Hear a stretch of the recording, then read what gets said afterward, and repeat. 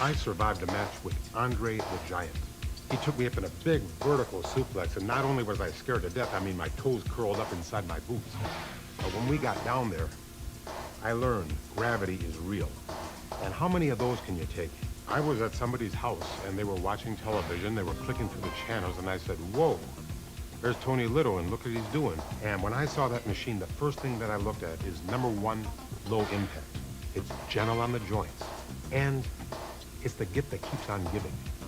Because no matter how often you use it, you want to use it more. You get addicted to it, really. And if I can possibly be an inspiration to others, the way Tony Little has been an inspiration to me, get on the phone, get your Gazelle.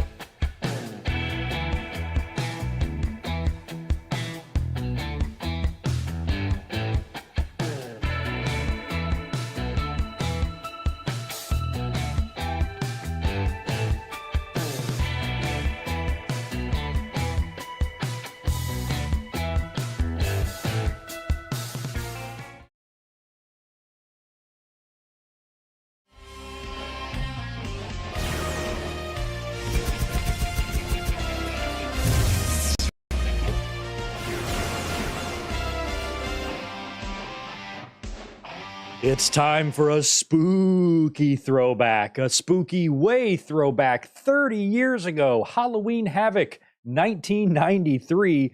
When I looked at this card on Wikipedia, my eyes bulged out like one of those cartoon characters when they see a hot chick or something. Wow, The star power in this thing is unbelievable. And I can't remember. I wanted to remember who it was that recommended this show to me on Twitter. And I basically had the decision made to do it about 5 seconds later. They recommended it to me. I Google searched it just to see what the card was. And I'm like, sold, done. We're doing it. This one looks really good. I'm looking forward to it. As a matter of fact, we're going to be doing Halloween Havocs for the rest of the month. So tonight we got 1993. 1 week from tomorrow, we have 1994 Halloween Havoc. And then the final Sunday of October, October 29th, we're going to watch Halloween Havoc 1999. So that means that at the end of the month, we will have done and watched together every single Halloween Havoc except for the very last one in 2000, which I don't think we'll ever watch, maybe next year. And like the first one, 92. Was there one in 91? There might have been a 91 Halloween Havoc. So we might still have 3 left to do, 2 or 3. I can't remember. We Are Pro Wrestling. You will know the answer to that. Let me know how many more we have to do. But we've definitely done now 93, 94, 95, 96, 97, 98, 99 once the month is over. And yeah, I'm glad we're getting these done. Yeah, oh God, 1999 is coming at the end. But I don't even think I saw Halloween Havoc 1999. I don't remember anything about it. But when I looked at the card, I thought that it was interesting and should make a good one for the final Sunday of the month. So I'm looking forward to that. Let me say hi to everybody here in the chat. Good to see you. Welcome to our watch-alongs tonight. I know we have a lot of competition. We've got game 1 of the ALCS, right? Houston and who the fuck is it? Texas Rangers and Astros or something. That's going on. Plus, we have Sunday Night Football. It looks like it's going to be Giants and Bills. So we got baseball and we got football. So it's your choice. You can watch one of those, or you can watch Cactus Jack and Vader and Steve Austin and Dustin Rhodes and Rick Rude and Ric Flair. Who else is on the show? Ricky Steamboat and Paul Orndorff wrestling like it's 1987 on the show. I'm excited to look at this one for the first time in quite a good amount of years. I think I have memories of renting this from the video store, from my local video rental place in North Carolina. That's might be the only time I have seen this show. I've since acquired copies of it, but I don't know how many times I've actually gone back and watched this pay-per-view. So, like most of these, I'm going to be going into this mostly blind, and that's why I like these. Let's say hi to everybody who's here. Excuse me. Like Rodrigo, like Tatanani, like Mike Rouse. We got the OG JJ Leg. We Are Pro Wrestling, the 72 Dolphins. Pop their champagne again. No more undefeated teams. That's right. The Eagles just lost, which means, I think, correct me if I'm wrong, my beloved Detroit Lions are tied for the best record in the entire league. How many teams we got sitting at 5-1? San Fran? Us? Philly? Who else? Man, I can't believe I'm saying that shit out loud. The Lions are looking good. Looking real good. And they did look strong against the Bucks today. They're kicking ass. I think did they lose their first game of the year? Now they've been 4-0. Is that what they did? Yeah, Lions are doing good. No more undefeated teams. That's awesome. Good to see We Are Pro Wrestling. Ray Frand in the house as well. We got Big J. We got the Juliet. Glad you're here. George Morris in the house. Thank you for that $5, my friend. Hey, Greg, how are you doing? How is Tito? Halloween Havoc 93, 10 out of 10. Suzanne Summers died. Very sad. Step by Step was good. My cat Strudel hissing. Well, that's a lot of info there. Tito is doing good. He's sleeping right under my feet.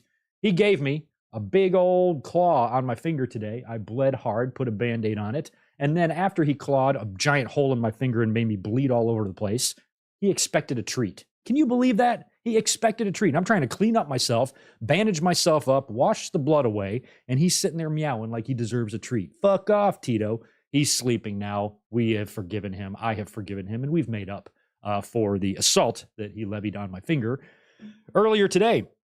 Suzanne Summers did die. A lot of people were mentioning to me Step by Step. I completely forgot about that show. I was too old for that. I remember Suzanne Summers from Three's Company when I was just a little kid, because Three's Company started the very same year I was born, and she was on that show for like the first 5 or 6 seasons. And I remember when Three's Company was over, that was my bedtime.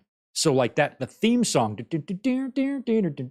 is like tattooed on my childhood brain, because whenever I heard that song as a kid, I knew it was bedtime, because that would be the ending rolling credits and I would have to go to bed. And she was one of the first women, along with Vanna White on Wheel of Fortune, that made little me kind of realize that, oh, I think I like girls. It was answered pretty early on when I had a lot of Suzanne Summers, and she was an absolute legend. Step by Step was way later in the days where I really wasn't watching shows like that, but I do know Patrick Duffy from Dallas, and I know they were on that show together, but I didn't watch much of that. But I've seen Step by Step mentioned a ton of times today from the generation after me who watched that show and know her best from that. But I know her best from Three's Company, and of course, all of her Thigh Master days. My mom did have a Thigh Master. We had one in the house, played with it all the time. Sometimes I would just play with it and squeeze it and it'd go flying. Had a blast with that Thigh Master. Rest in peace, Suzanne Summers, just shy of her 77th birthday and was battling cancer for quite some time. So rest in peace to her. She was a legend and an icon. Crazy that she has passed away. I'm glad you approve of this Halloween Havoc, George. This is going to be a fun one to watch. Yo, Brandon McNeil, another channel member in with a very generous $20 drop. Appreciate that, man. Thanks for everything, Greg. You are appreciated, my friend. Best wishes to everyone watching. Thank you so much for that, Brandon. Thanks for chiming in. Hopefully, you can stick around a little bit and watch Halloween Havoc with us. By the way, hopefully you guys have gone over to your Peacock and pulled up Halloween Havoc 1993. You want to go to Season 5, Episode 1. Damn, did they have one of these in 88? How old were these Halloween Havocs? If this is Season 5 and it's 93. Okay, we might have a few more Halloween Havocs to watch than I thought. But Season 5, Episode 1 is what you want to look for on Peacock. Under the WCW tab, under the Halloween Havoc tab, the runtime, according to Peacock, is 2 hours, 51 minutes, and 34 seconds. So in just a couple of minutes, we will hit play together, at which time the timer right below me will begin to run, and just sync up your Peacock or your network or whatever you're watching on with the timer, and we should be in sync pretty good.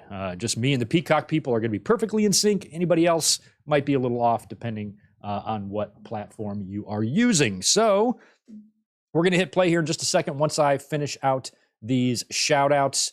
Okay, so thank you for the, 89. Was 89 what year was the electric chair cage match thing? Was that 89 or was that 91? So we still have, that means a bunch more to do. So 89, 90, 91, and 92. We have to do all of those. So we're still missing 5. Here I thought we were only missing 1 or 2. We were missing 5. Holy shit. So we'll save 2000 for last. We don't want to watch that one.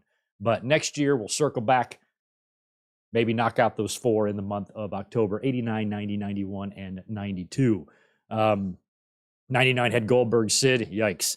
And 99 was the first Russo-booked pay-per-view. That's right, because they left in October of 99, around the same time Jeff Jarrett left, and that whole fiasco back in the day. So, yeah, crazy. Green P, also good to see you.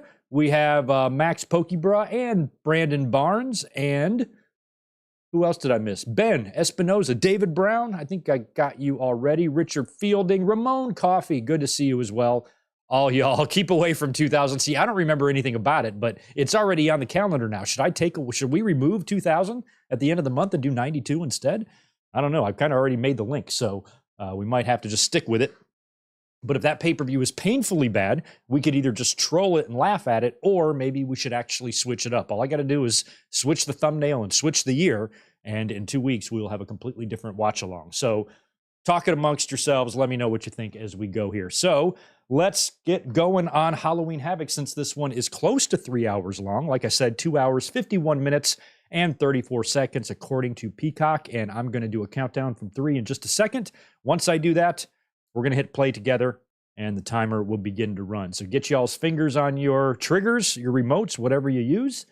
And this is funny. The finger that I usually use to do my timer on my left hand is the one that Tito fucked up today. So I got to just be very careful that I get this right. All right, I'm queued up and ready if you guys are. You're all ready to rock? Here we go. 3, 2, 1, play. I am very excited to see this one. All right, I nailed that. All right. I am not going to be able to tell how much of this is edited or not in terms of the music and whatever they use, but we got some spooky intro here. I like it. Like in a neighborhood, maybe it's trick-or-treaters. Whose house are they going to go to? Look at this little piece of shit.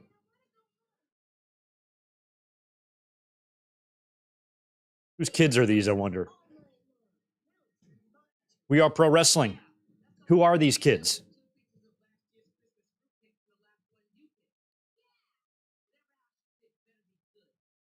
Yeah, you little piece of shit.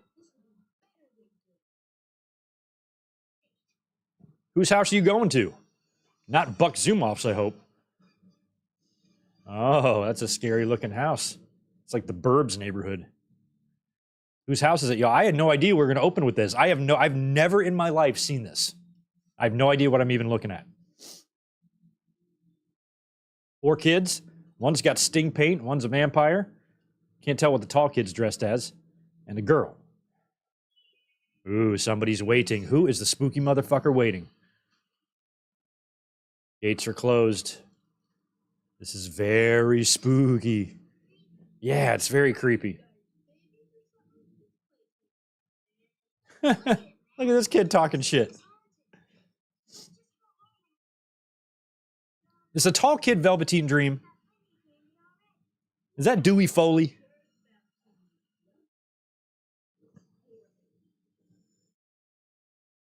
Ding dong.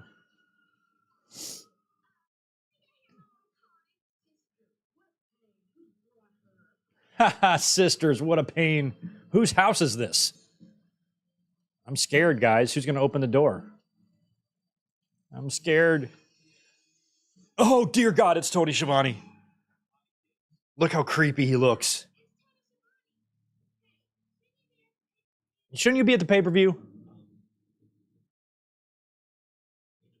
Oh, helicopter, okay. It's the smell of the other children that he's now grilling on his barbecue in the backyard. Get the fuck out of there, kids. No, don't go inside at Tony's house.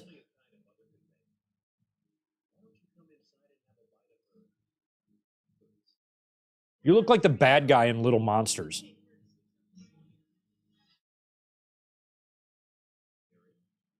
I'm extremely frightened. Tony Khan is exhibiting rapey vibes. Watch out for your cornholes, kids. Tony is on the prowl. Oh, don't look at me like that, Tony. Jesus Christ. Don't smile either. God, I can't even look at him. I can't even look at his face. I don't like any of this.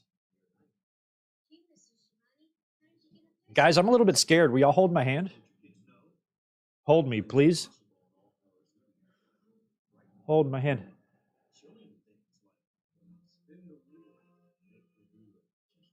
Oh, yeah, spin the wheel, make the deal. I forgot.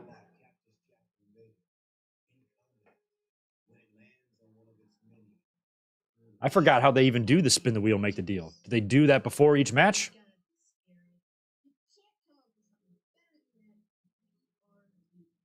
Ooh, that kid's pretty ballsy. Kid, you're about to get filleted.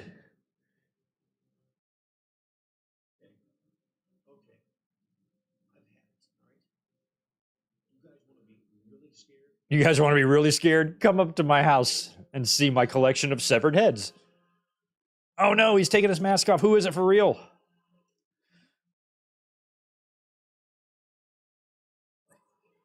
Let's get out of here. Oh my God, look at what Tony is. Tony, why you got a dildo for a nose?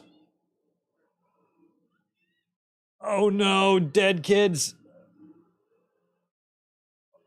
Oh, so I guess we just never learned the fate of those kids. I guess they're all dead. Rest in peace, kids. Okay. Oh, it's in New Orleans. Let's open up a pay-per-view with some nice child murder. Nothing wrong with that. It's wholesome.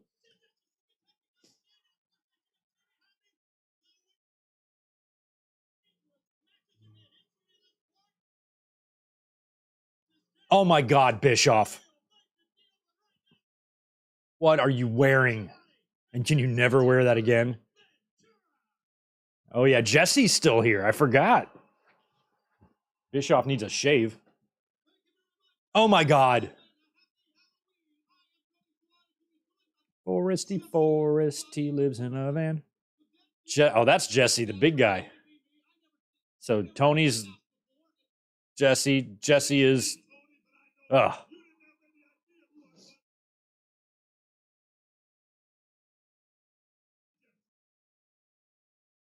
So Jesse dressed up as Bourbon Street's finest gynecologist. Or number one gynecologist. What is he?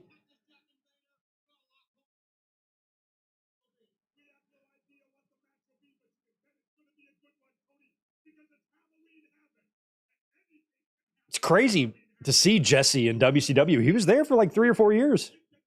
2 or 3, 3 or 4. How long We Are Pro Wrestling?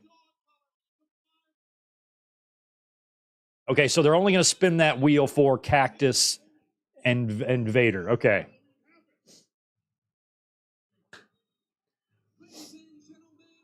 I didn't have any WCW videos when I was young. No, Rodrigo. I got a ton of them now. When I was young, only what I recorded off television. Okay, We Are Pro Wrestling and anybody else who knows. This is early. Look at this shit. Is that Dave Sullivan? So yeah, this is early days of Harlem Heat. They're not even Booker T and Stevie Ray yet. They're still Kane and Cole. So my question is this music that they're using edited or not? Did they have this Harlem Heat theme this early, or were they using something else? Oh, it's the Equalizer. That's Dave Sullivan, right? I'm not misrecognizing him, right? He's the Equalizer today? Okay, look at Booker. Look at a young Booker. Oh, I like this music that's happening. I don't even know who they're facing. Interesting team of Harlem Heat and the Equalizer. It would be awesome if it was the real Equalizer, like Denzel with Harlem Heat. Imagine that team. Oh, it's Uncle Fred. Thank God. The Shockey. Who's he teaming with? Okay, so it's Uncle Fred and I believe Powerhouse Hobbs and who else? Oh, Charlie Norris. Holy shit. That's awesome. And we got Ice Train in there too. This music.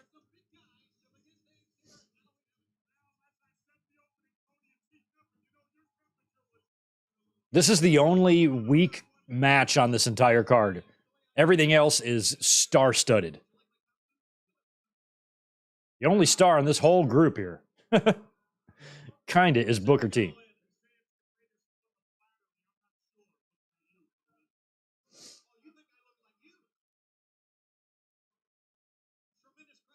It's the real theme. Thank you for that, Ben. Okay, so they had that really early on then. I was thinking maybe at first they were using something else.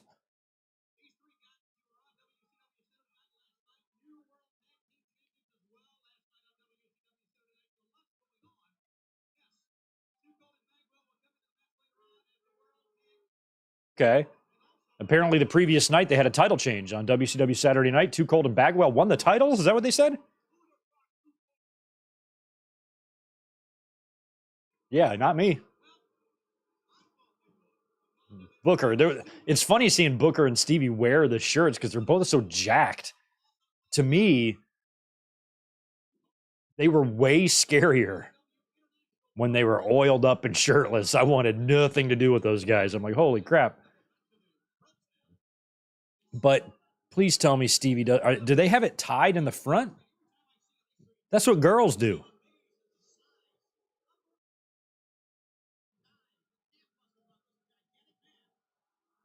I mean, think about how big Booker and Stevie Ray is for that matter. And then being in there with somebody like Ice Train.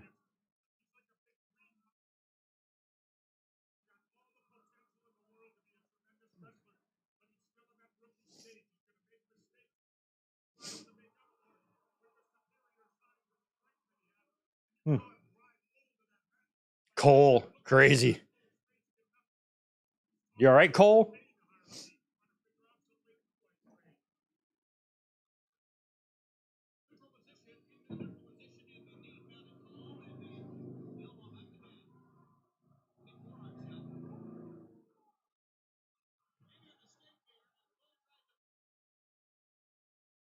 Oh my God. That's a lot of meat. That's a lot of beef. Nice opening 6-man. A lot of pay-per-view, especially WCW. They would open with this type of stuff sometimes. We still see that today. I still don't get the relationship between Harlem Heat and Dave Sullivan.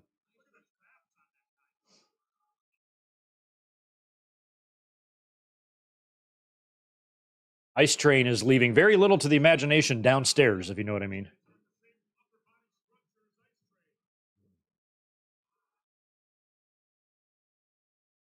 Is Ice Train related to Ice-T? Or is he related to Ice Cube? I wonder if Mr. T is related to Mr. Coffee. What about Vanilla Ice? Vanilla Ice Tray.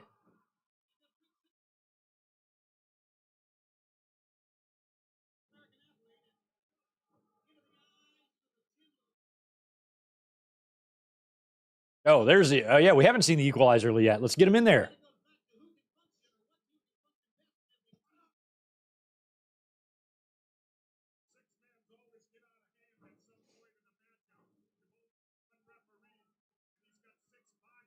I don't remember Charlie Norris anywhere other than WCW. Maybe a 5-year run overall, but he never worked WWE from what I know. But this guy worked WWE. Shoot.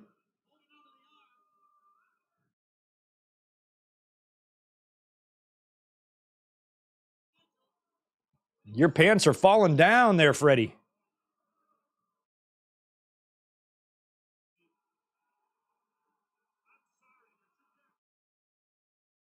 Who's got the date? What was this is October of 93. How many months earlier was Shockmaster's debut?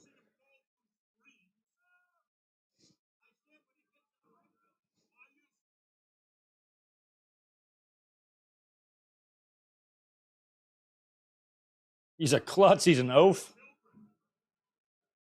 Later on in WCW Ice Train, they would team him with like Scott Norris, right? Not Scott Norris, Scott Norton. Like Fire and Ice or whatever, right? And Norton is just like Ice Train in terms of like just, the way a man's body can be that just thick.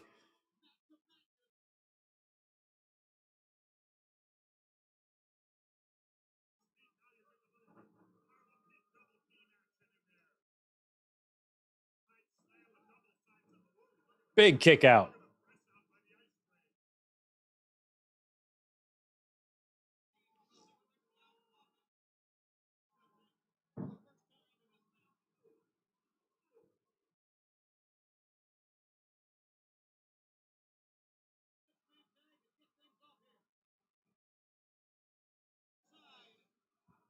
How many Rodrigo WCW DVDs do I have, or VHS? I don't know how many exactly. They're all kind of spread out, so I'd have to count them.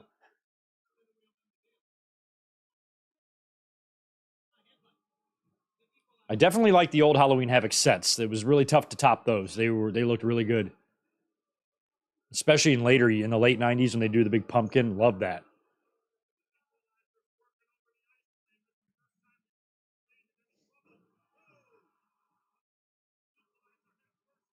Drives the equalizer.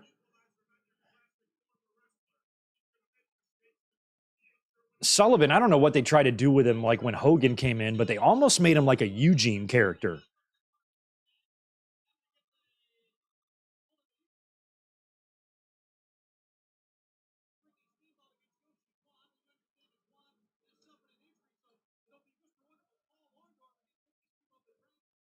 Cool. Okay, so Ricky Steamboat was supposed to take on Yoshi Kwan, who I think was Chris Champion.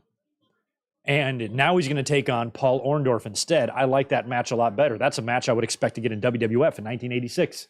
Steamboat Orndorff.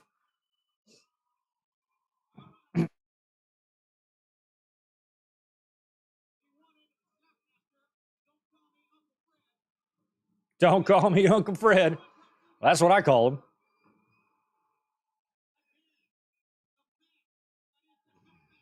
Uncle Fred, by the way, is legitimately, I believe, Cody Rhodes' uncle.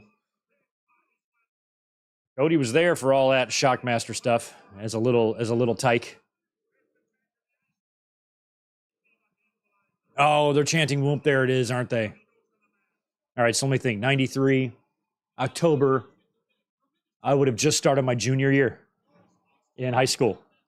So I was a junior year. I just started driving. I'd been driving a car for about 2 months by this point. Just got my driver's license. I don't even think I had totaled my brand new my car yet. I totaled it just a couple of months into to driving. Wasn't my fault. I got slammed into, and I got a new car out of it for the insurance money.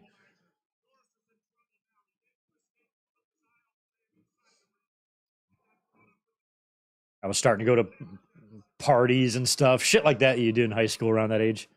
That was me back in these days. So I don't know what I was doing on this night. It's probably working at the restaurant, to be honest. Probably dishwashing that night.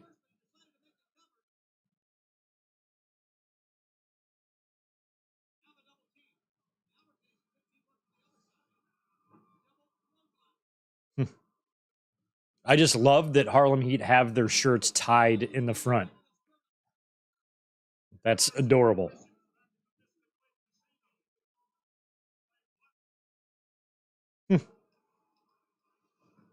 Did Jesse just reference a casino with Charlie Norris in the ring?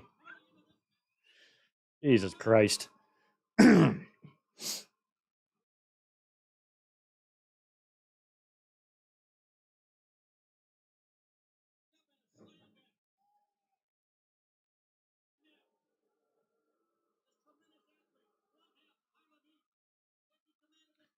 Oh, missed.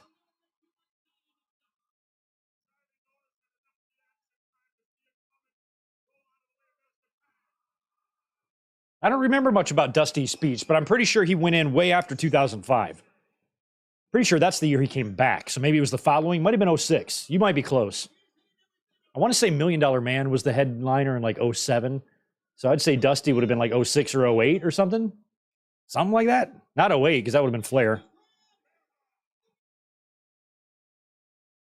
Wow, I don't even know what that was. He won! I don't want to live in a world where Tugboat beats Booker T. I want to live in a different world than that.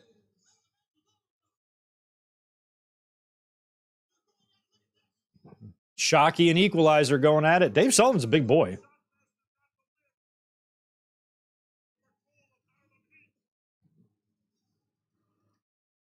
Dusty was 07. What year was Million Dollar Man? I thought Million Dollar Man headlined one year.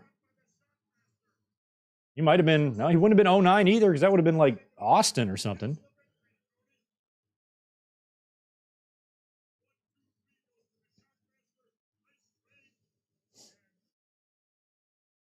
All right, Babyfaces win the opener. Right on. It's a pretty good looking crowd there. What? Where are they? Are they in Vegas? Oh, they're in Vegas. That's why Jesse mentioned the casino. I forgot they're in Las Vegas. Terry Taylor. Oh, Eric Bischoff, I hate the way you look.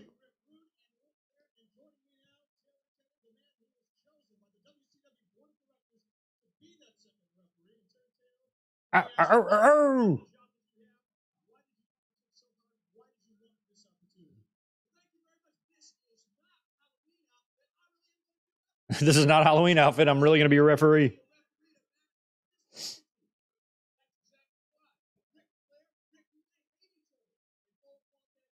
Oh, he's going to ref Rude and he's going to ref Rick and Rick?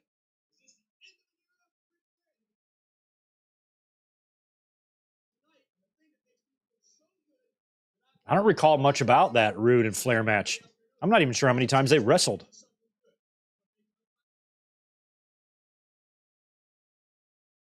I know in a shoot, Rick Rude would whip his ass. I know that much.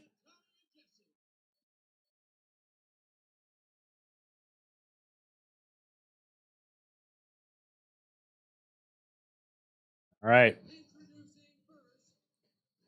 Right on. Paul Orndorff.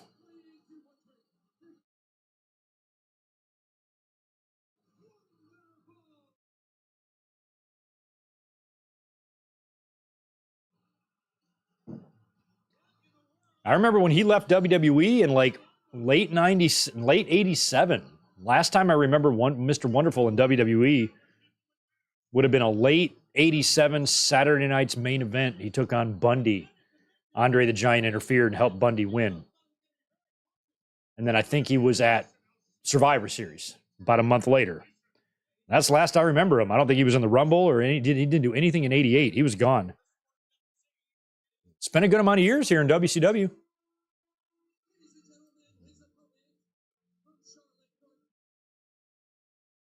Speaking of guys who left in 87, Ricky Steamboat, although he hung out a little bit longer. And here he's got his dragon shit that he was using in WWE. He's got this crap on.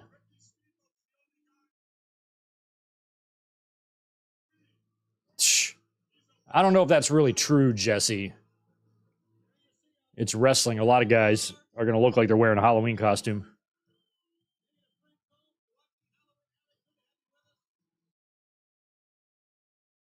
Was he going to breathe the fire? Is he going to do it? Like he's the dragon?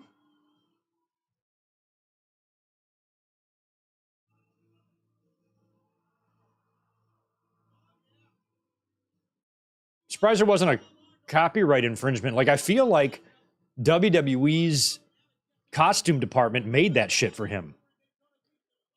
I feel like, anyway, because when he came back as the dragon, which was ridiculous, and they basically tried to erase everything he did as Ricky the Dragon Steamboat in WWE in like 91, I'm pretty sure that's the shit that he wore.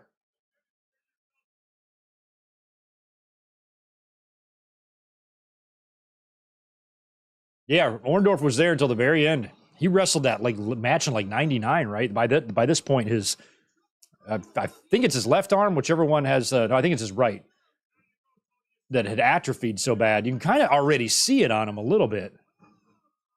Like it's kind of already noticeable, his right arm, and this is 93.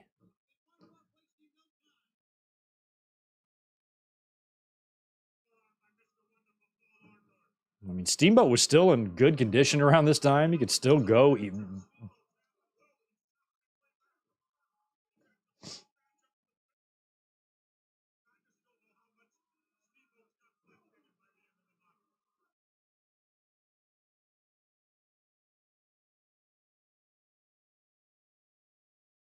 I remember one time when Hogan came into WCW, I think this was before Nitro started. So it would have been in like the first year. And I want to say like Savage had also come in, and there was like either an episode of Saturday Night or Worldwide, the one where they were in the studio with the rotating ring. There was just the sound stage there with 150 people in the audience, like nothing. And I used to always think that was so low rent looking, even though it made sense from a production standpoint to do it there, a free place to produce TV. I understand all that. But as a kid, you know, watching that, or as a young person, watching that spinning ring in front of like 100 people was just so shitty looking to me.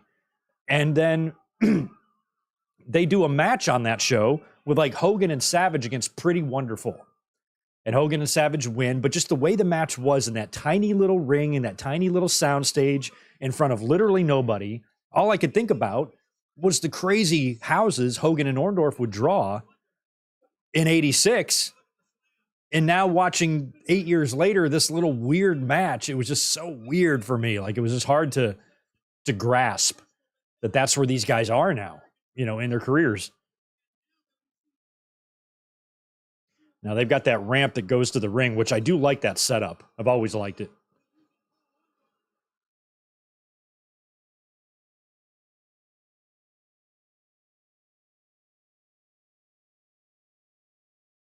Oh no, they're in New Orleans, not Vegas. I don't know where the fuck they are. I thought they were in Vegas. They're in New Orleans.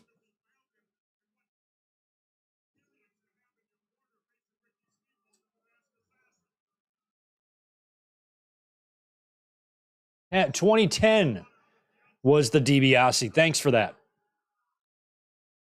Yeah, see, look at Orndorff's arm there on that right side. You can already tell. That's crazy.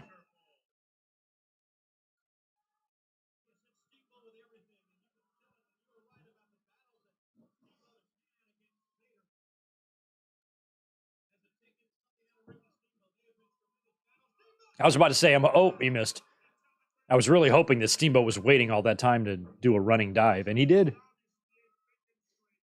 Look at Nick Patrick. Oh my God, that hair, that mustache.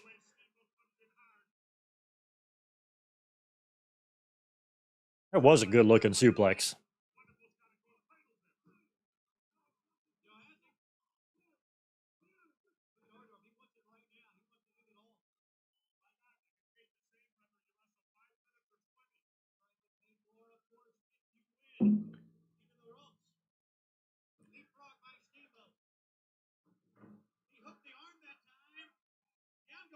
I'm pretty sure WCW's rings were 18 by 18 and WWE's were 20 by 20. I think.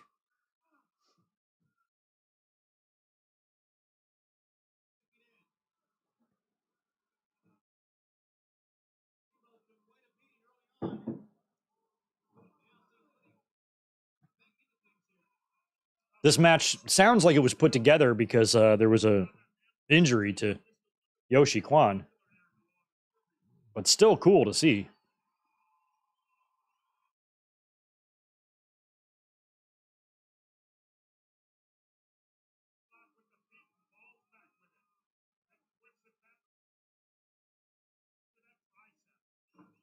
Jeez.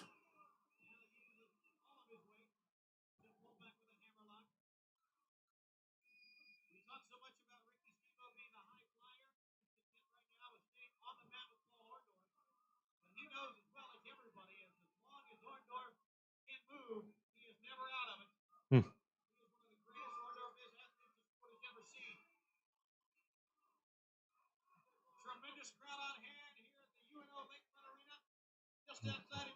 Does look like a good crowd. What's the attendance for this show? Let's look it up.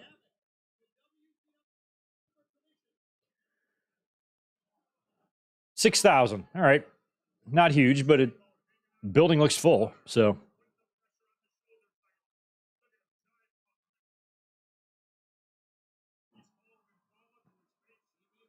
hmm.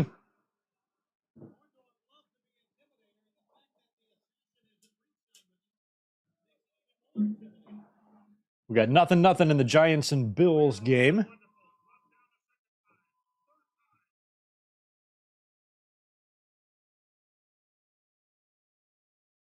Well, I'm back. There you go.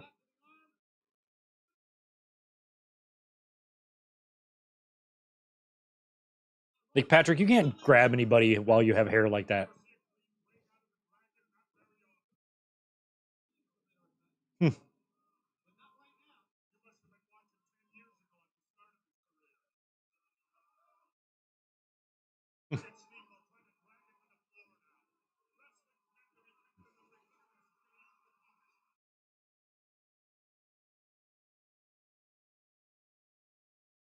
I always like WCW's ring rope and turnbuckle color scheme. It was always just random to me. Yellow, blue, black, turnbuckle pads of different colors. It's like it looked like they just used whatever they had.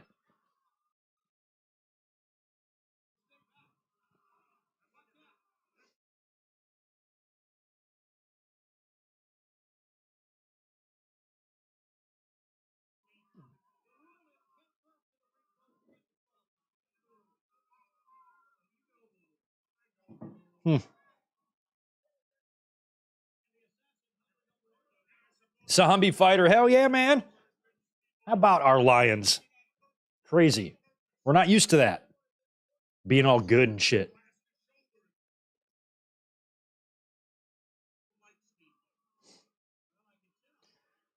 Man, they got that. Those days of the announce table right up against the ring was always a trip to me. WWE did that too in the early days.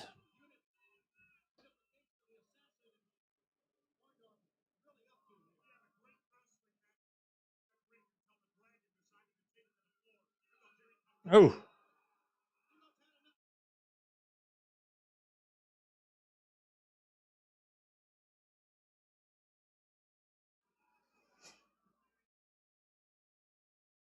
oh, I thought he was going into the ring post again. Who's that on the floor? Is that David Penzer? Or not David Penzer, but I forgot that guy's name, but I know who he is.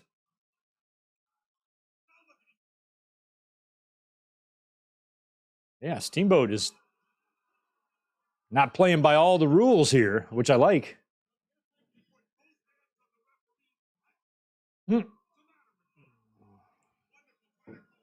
Orndorff wants the timeout. Steamboat's like, nope.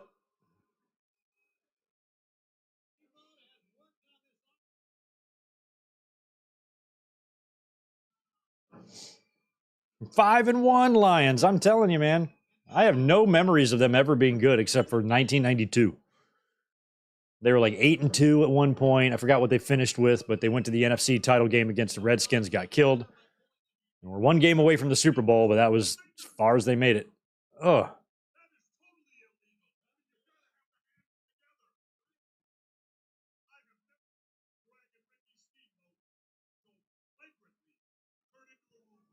So flagrantly. Oh, God, he's got the fingers like that. Jeez.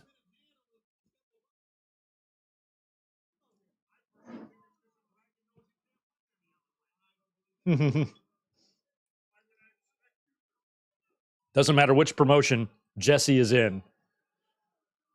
He is excellent at making excuses for the heels and shitting on the baby faces.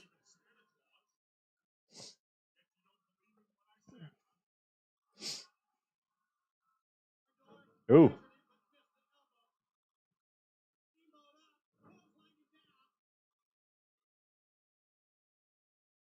Damn, Steamboat. Shadow, what is he doing?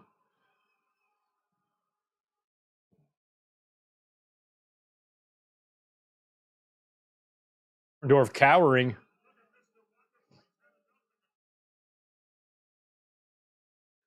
I gotta look up how many matches I can find between these two guys in the WWE. They surely had one or two. Since they were there around the same time.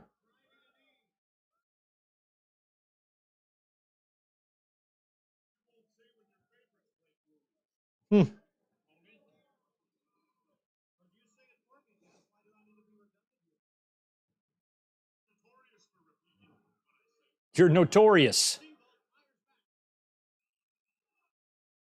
Oh.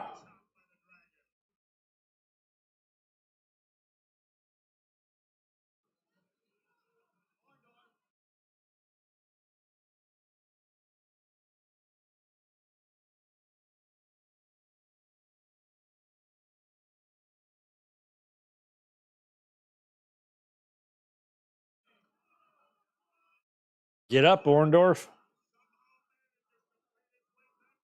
Yeah, Brett and Hogan had a couple matches in WCW.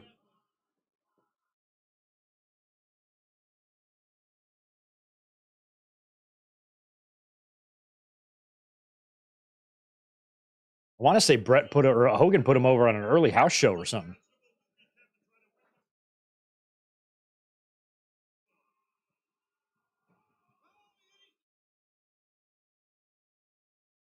Uh-oh. Ooh, Orndorff. You got Orndorff working babyface. It's the closest thing to Ricky Steamboat's ever got to being a heel.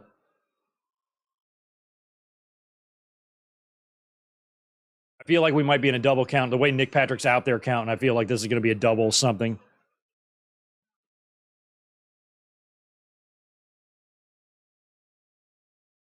Oh, yeah. He's over the barricade now for sure.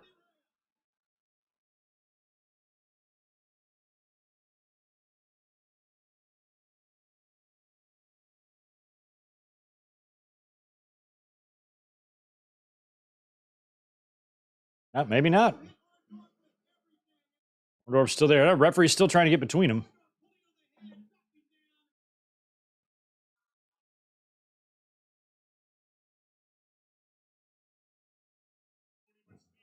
I love the fashion of the fans. The 93 fashion.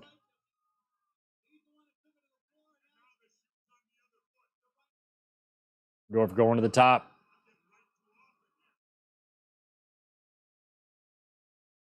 Not a very great looking elbow, but I guess it connected.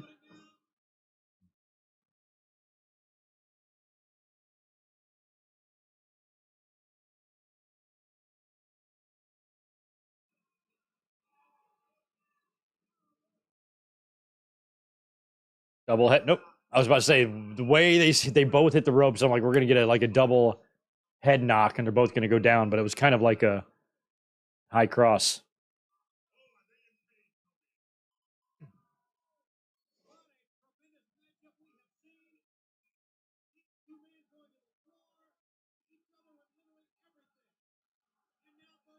Okay, all you're seeing is tag matches versus each other in WWE?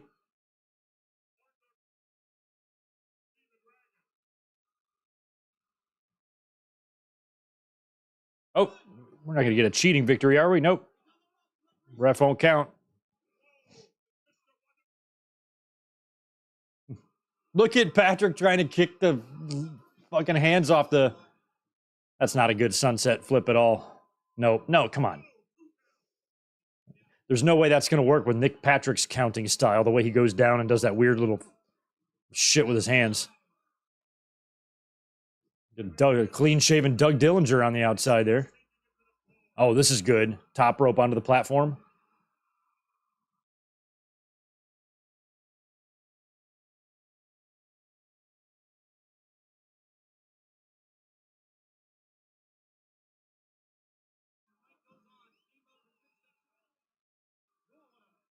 Oh, back suplex on... Nope. Atomic drop. Atomic drops are weird moves. I never understood them as a kid.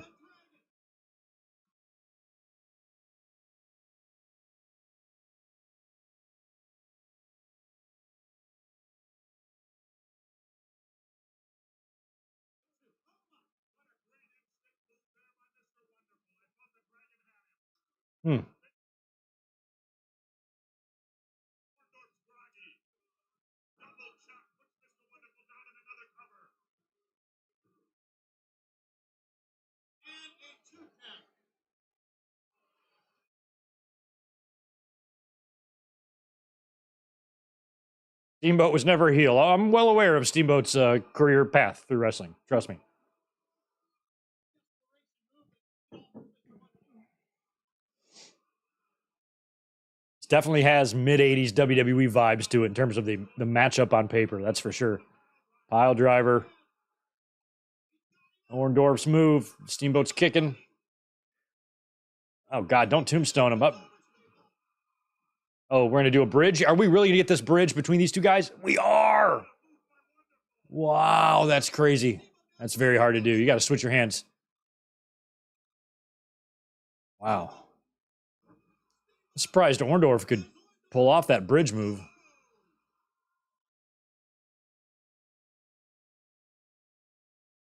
Kick out by Orndorff. 3-0 Giants. Oh, yeah, they're lined up for a field goal here. You guys are ahead of me. It's still 0-0, and there's the kick, and it's good.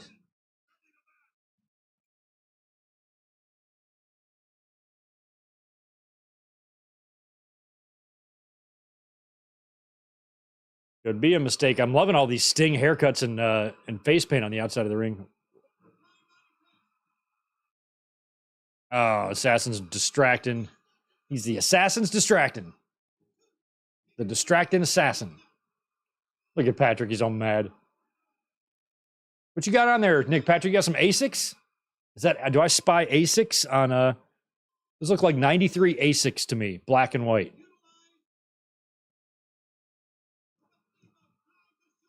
Or night. I think they're Asics.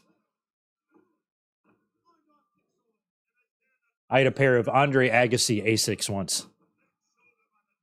That was back when Andre Agassi had like the long hair.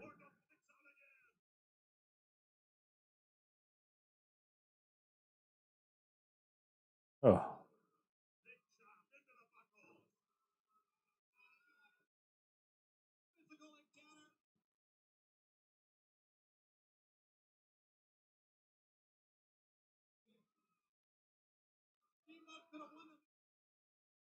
Oh.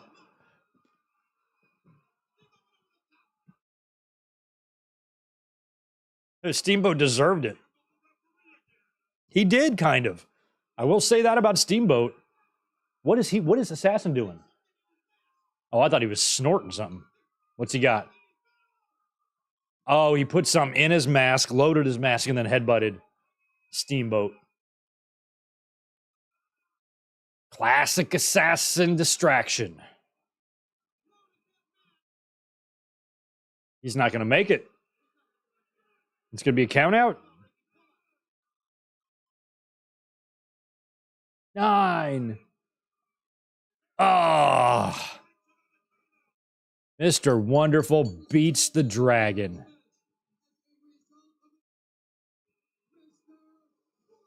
Man, his fucking face is coming out of busting out of that mask.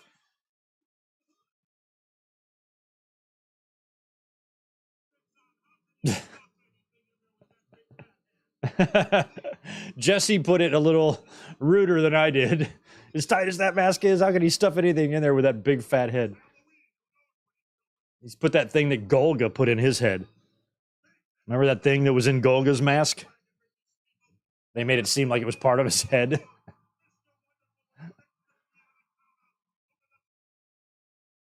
Hey, I caught a shot of the dragon. They're still saluting the crowd. Jesse and Tony.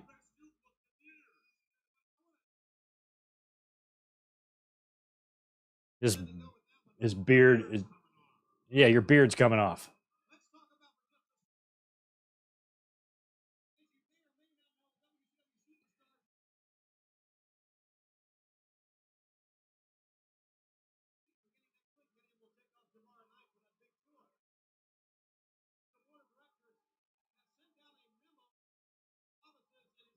All right.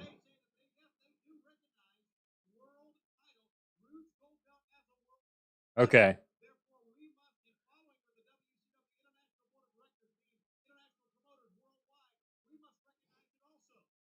Okay.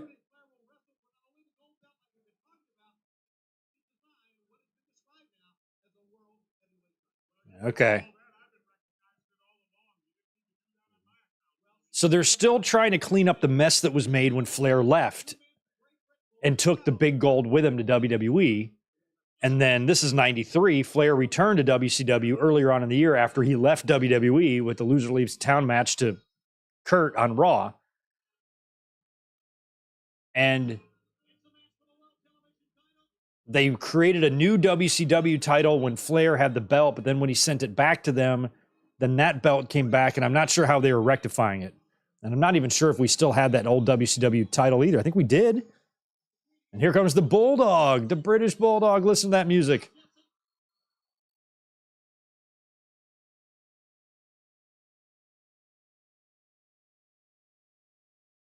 So I don't know what happened to that other belt. Like, help me here. So I know at Starrcade, which will be just a couple of months later, Flair wins that WCW title. So where the fuck was the big gold one? I don't know how it all worked. I don't remember. All right, so we got England versus England here.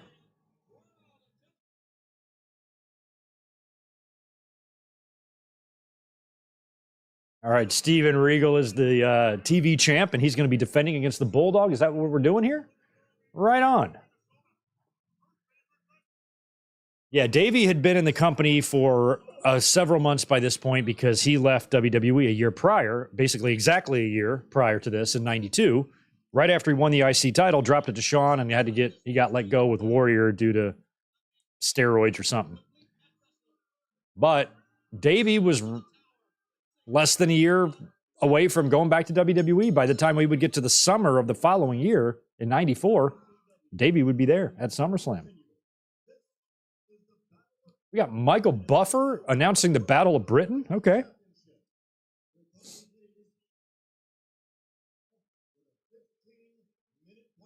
$15-minute time limit, huh? All right. Randy Anderson. This is so exciting.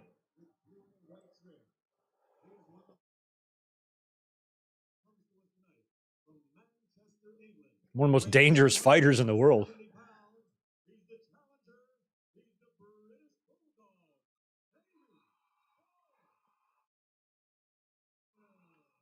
Davey's still wearing all his WWE shit in there, too. I'm really surprised Davey never got that big gold belt. 18 stone, 2 pounds.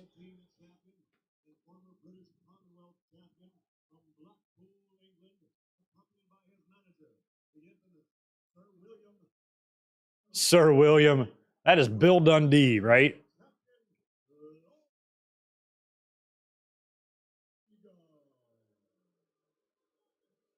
Regal. He was always had that look on his face.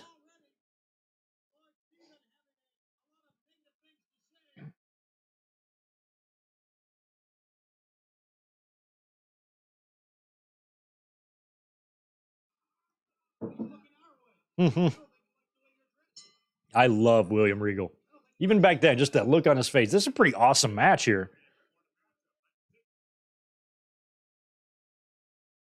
If you can't tell, Davey and William Regal obviously go to the same tanning salon. That's just obvious by looking at this.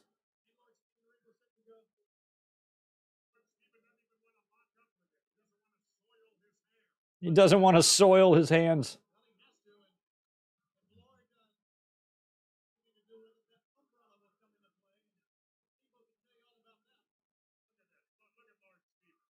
I like how Bill Dundee is dressed like half like Mr. Fuji and the other half like 1990 Undertaker. I love how Regal always did his little dances when he like would walk around the ring. He'd always like tilt his head and shit. He always had these funny little twitches. That's right, sunshine. Don't besmirch me. All right, Davey's going to do his roll through thing here. Watch, he's about to do it now. There it is. Yep. He's going to kind of nip up type of thing. Right there, right here. Nope. Break dancing. Okay. That's a classic little Davey thing that he likes to do there to counter out of a wrist lock or an arm ringer, one or the other. There he goes. He's doing it again. Brett likes to do this too. He'll nip up.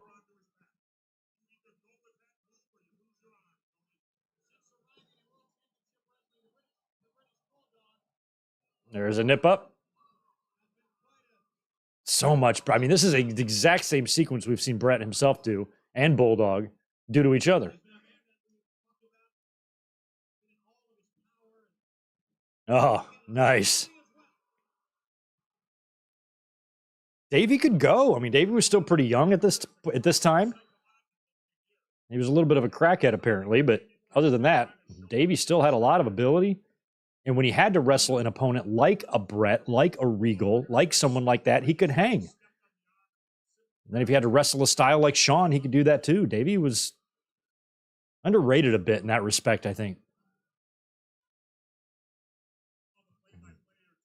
Same thing with Owen. He worked great matches with Owen. Whether you're quick and a high flyer or you're a technical-based mat guy, Davey was at home with you.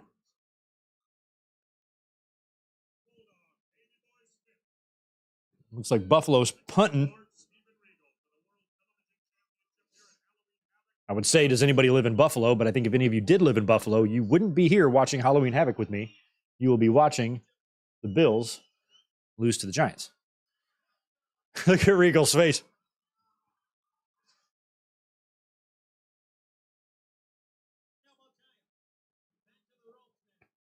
Cartwheeled right out of that.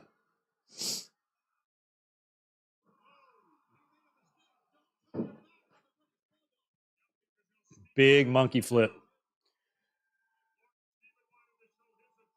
Lord Steven.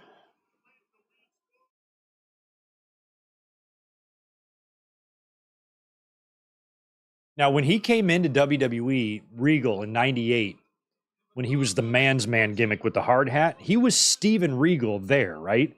It wasn't until he returned that they made him William Regal?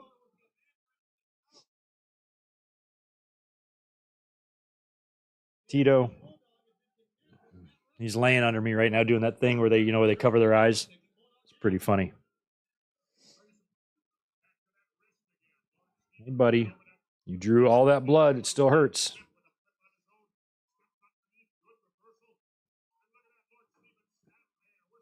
Look at that. These are good. Look how crisp this is. Look at that break. Yeah. Oh, I loved every bit of that.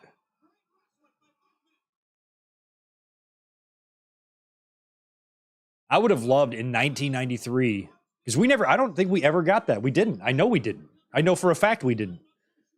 We have never gotten a William Regal and Bret Hart match ever. I don't think that match exists anywhere. But in 93 specifically, you know, Bret's in WWE right now feuding with fucking Lawler. So, if you could get like this version of Regal, you know, in the ring with Bret in 93, oh my God. This is as close as we'll get to that, is what we're seeing right here with Regal and Davey.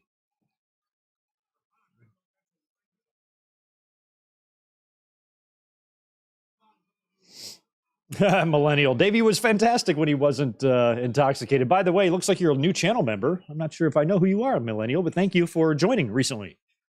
Thank you. Welcome. Oh.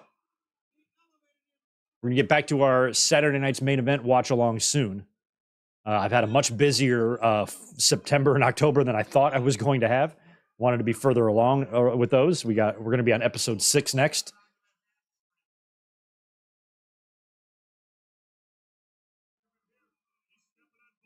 Once everything settles down at work, I'm going to let you guys know everything that's been going on for the last couple. It's not bad. It's just lots been happening. So I've been dealing with that. I got a few more weeks until everything's kind of settled and kind of back to cruise control. But until then, I got a lot on my plate. Big old plate of stuff that I have to eat every day. I like seeing kids at shows like this because this show was 30 years ago. So if there's a 10-year-old in the crowd, that mofo is 40.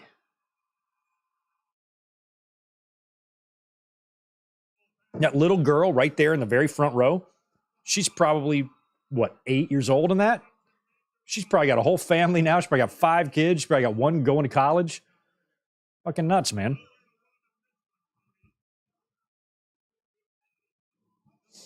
Get down, Sir Bill.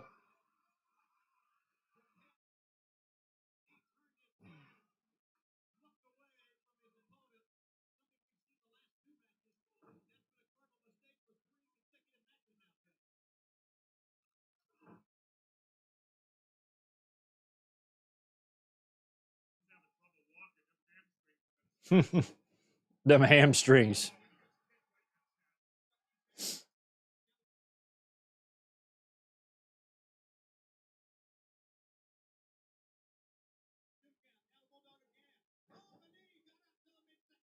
And Bill Dundee, or Sir William on the outside of the ring, for you youngsters, he was a pretty big player in Memphis, had a good relationship with Lawler. He is the father of one of the PG-13 members, Jamie Dundee, the kind of the crackhead looking one. Although they both look like crackheads. But I think Jamie Dundee was worse than the other one in terms of their behavior. He's also related to Bobby Eaton, I believe, as well. So he had this Sir William gimmick in WCW. I don't know how long this lasted or who he had in a stable other than Regal. I don't really remember. I have to look him up. Look up Sir William in WCW. What did he do?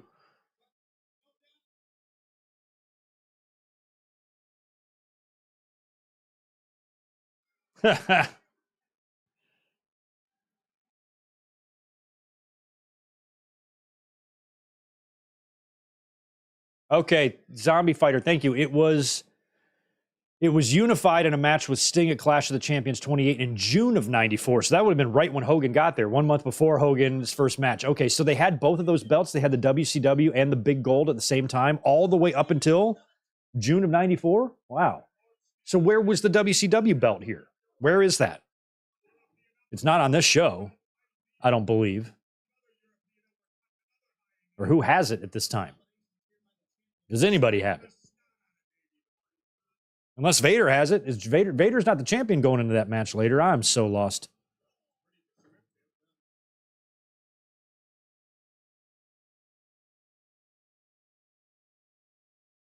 Oh, no, Vader is the champion. Okay, so Vader was the WCW champion, but there is no title on the line versus Cactus. Okay, got it. So then both of these championships would remain until the following June, where they would become unified. Okay, I'm surprised it took that long.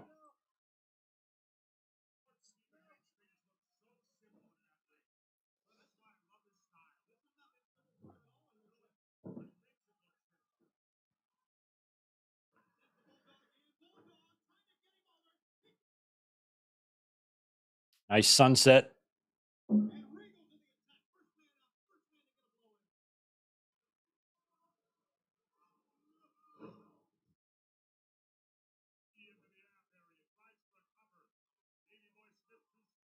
I don't think Davey ever. I'm pretty sure he does not win this championship here because I don't remember Davey ever being a champion in WCW.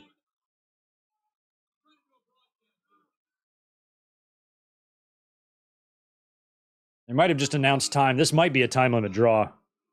I wouldn't put it past him at all because I know Davey doesn't win the title, but I also know that Regal's not just going to straight beat him.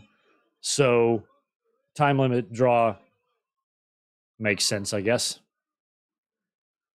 The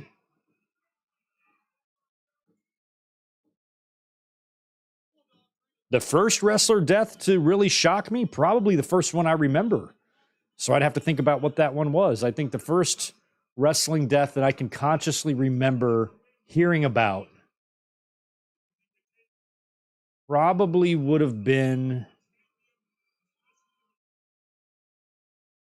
I want to say maybe Adrian Adonis in like 88. I remember if there's anybody before that that I was conscious of remembering the story. But they all shocked me, unless it was somebody really old. But I think Adrian might be the first one that I kind of remember reading the story and be like, holy shit, I cannot believe, because I didn't hear about Adrian Adonis's death until like way after. Months had gone by before I even knew about it. Just because back then it's not like you had an internet and a Google and and all of that, unless you're reading the newspaper every day, which what kid at 11 years old is.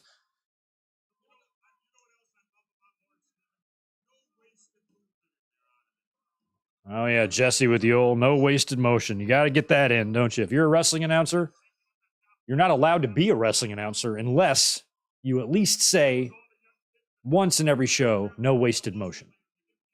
It's in the handbook. It's on page 1.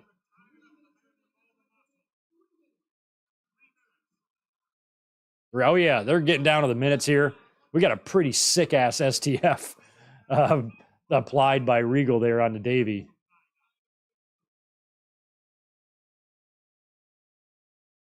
This feels like it's definitely going to go the time limit. I'm going to go grab another beer out of my fridge right here.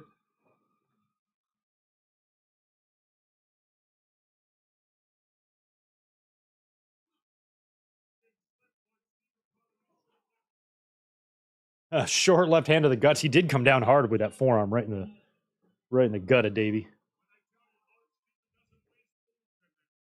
Where's the thing that I used to open my beer with?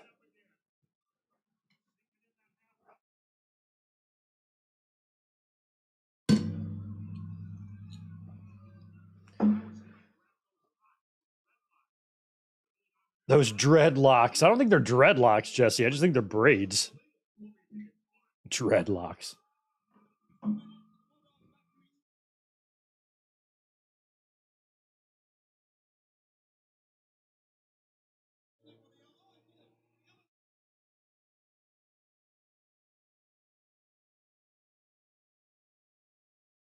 I had a girlfriend one time years ago. I had a good friend who was from St. Croix, the islands, and he had dreadlocks.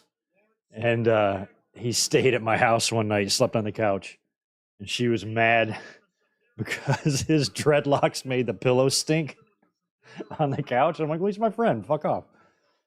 Why does his hair smell so bad? I'm like, that's what they do. Just leave him alone. Like, just wash the pillow. It's not a big deal. I just remember her being real mad about it. Like, whatever. That's why I didn't stay with her. Oh, that's awesome. Nice move by Davey. Oh my God. 1 minute left as Davey flips Regal. Oh, yeah, he's turning up now. He's not going to make it, though. You know you're going to get a... So Davey's probably going to have him. He's going to hit him in the... hit him with the power slam right as time expires. Is that what's going to happen? Watch, he's going to lift. Yep, here comes power slam. Lift him up, Davey. Oh, down goes Dundee. 30 seconds, he said. I think he had to kick out. Regal kicked out of the power slam because I think he had to. Announcer said 30 seconds right as Davey hit the power slam. He hit the power slam too early. Oh, pile driver. Pile driver. Oh, wow. He planted him too. He didn't get it. Would have been nice if they were able to accomplish that on the power slam spot instead of the pile driver spot, but still missed it. No new champion for you, Davey. You're just going to have to settle for the European title and a couple of more tags in the WWE. What a match.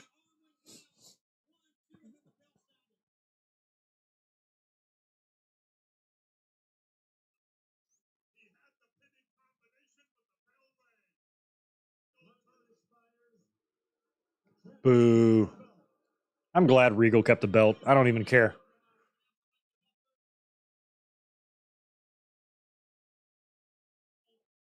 Looks like Bill Dundee carries an umbrella around for the same exact reason that Snoop Dogg carries an umbrella around. For drizzle.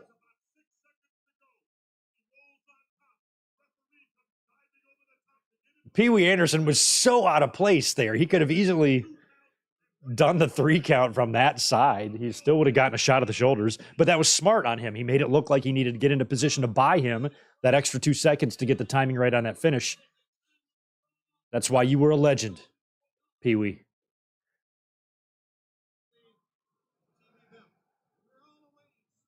Spin the wheel. All right, we're spinning that bitch. All right, dog collar match, Russian chain match. Russian chain match. Why not just chain match? Spinner choice, Texas bull rope, first blood. I quit. Here comes Vader, cage match, lumberjack match, barbed wire match. It's pretty good matches here that I didn't even know existed in 93, like a first blood match. Prince of Darkness match? What's a Prince of Darkness match? I'm trying to read them all. Falls count everywhere or anywhere. Okay, spin it, Vader. What's it going to be? What's it gonna be? So they really go with whatever they pick here, huh? It's like you can't work this, can you? Unless there's somebody behind it slowing it down to get it to stop where they want. There could be somebody behind there just spinning it, but barbed wire match, cage match, lumberjack, Prince of Darkness, Texas Death match. Texas Death match with a knife pointing to it.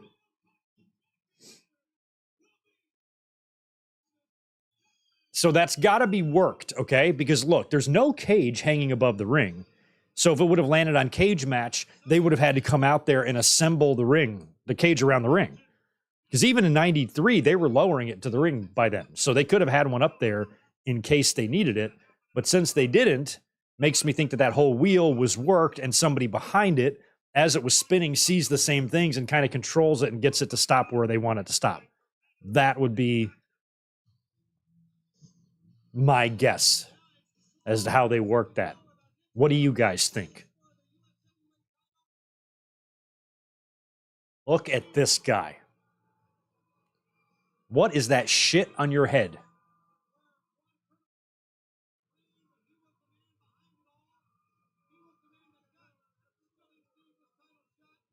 Yeah, this is shortly after the Hollywood Blondes had their thing.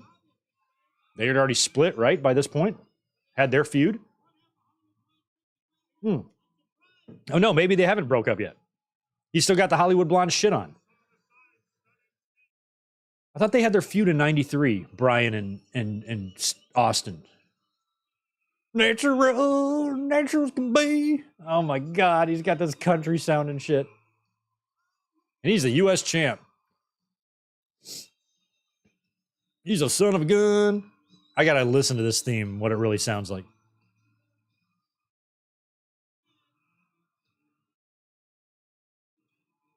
It's so terrible.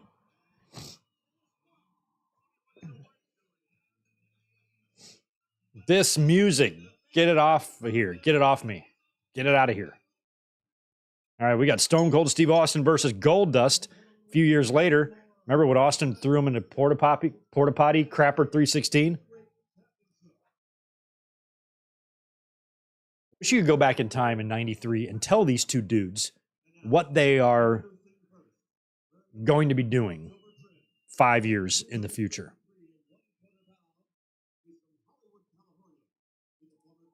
In 4.5 years, that guy's going to be winning the championship at the main event of WrestleMania. That's crazy.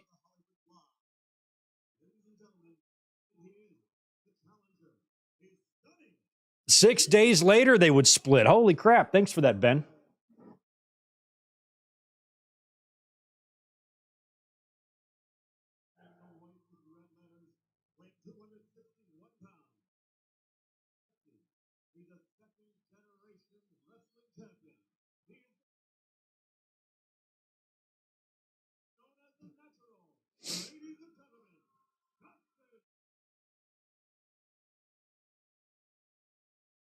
And back in these days, he's probably the same age here that, like, Dominic is now. He might even be younger than Dominic.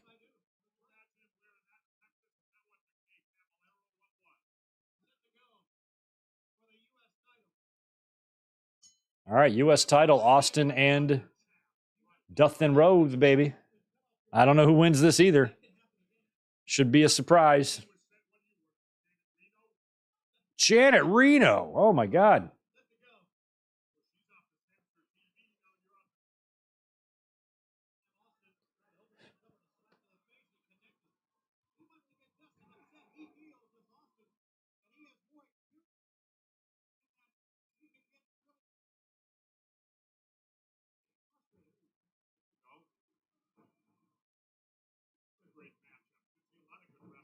Yeah, there's a couple of Texas guys. So much of this roster would be in WWE in like 3 years. Cactus, Vader, Austin, Dustin, all of them would be there. Hell, they'd be there in 2 years, some of them. Dustin was 2 years away from debuting. So was Austin. They pretty much came in very close together in '95.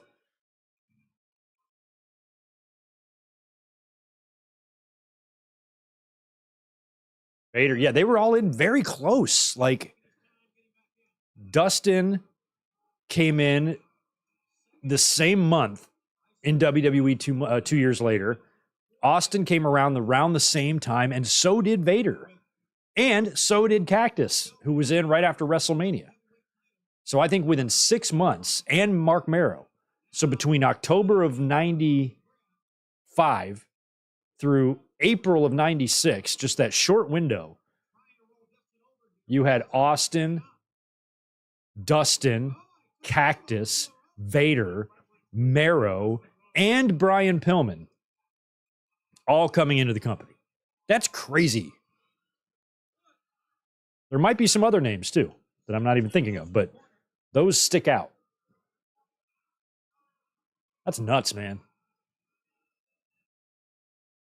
That's why fans today, when they crawl up their own asses being so tribal with the AEW and WWE stuff, it's like they have no clue about the history and how many times we've seen cool shit like this before in terms of people jumping ship and all that. It's part of the fun.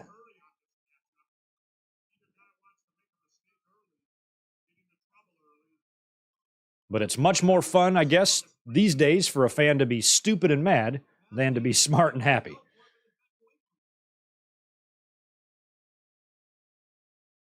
Dustin's so young, too. But look at the speed.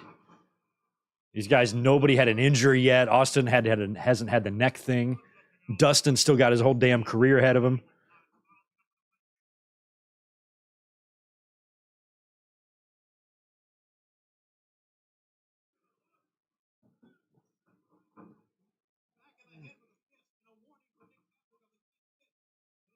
No kidding, Millennial. Vader was a star in Spain.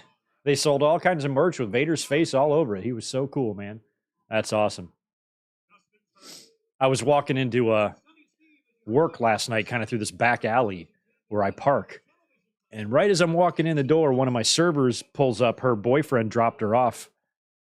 And I've met him like twice. So he pulls up an SUV. She gets out. I kind of stick my head in the window. I get a little fist bump. How's it going? Just shoot the shit with him. He's wearing a WrestleMania 6 T-shirt with like Warrior and Hogan on it. And I was like, "You like wrestling?" He's like, "Oh yeah, I grew up with this stuff." And I'm like, "Huh, maybe one day I'll tell you about good mic work commentaries." But it was funny to see him wearing that. And I walked in. I'm like, "Your boyfriend likes wrestling?" She goes, "Yeah, that's one of his favorite shirts." I'm like, "That's great."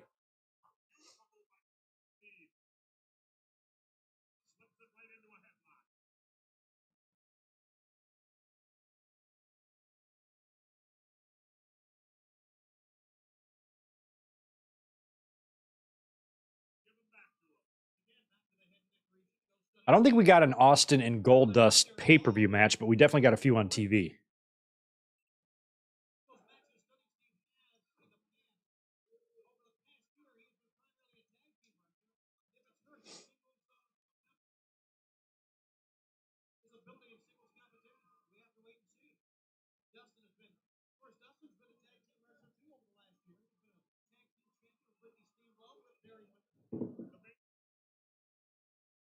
I remember Dustin and Barry Windham together. I did like them as a team. Just tall, two tall, blonde-headed, good Southern wrestlers. What's not to like? Neither guy was a body guy, but they still had a lot of size to them. Like they had the same height, same body build type. They could work the same style. They were very similar, Windham and Dustin. I always thought Dustin Rhodes was more similar to Barry Windham than Dusty Rhodes, especially with the height. It was all about that height, the height and the hair.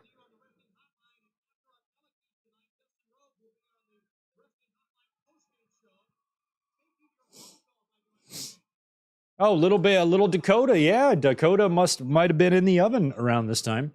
That's true. She's a grown woman now.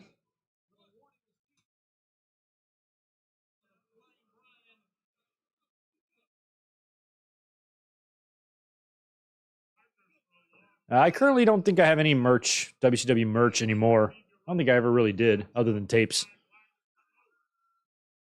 Oh, I actually don't think I ever bought a single WCW action figure. Not one. It was all WWE whenever I was into that.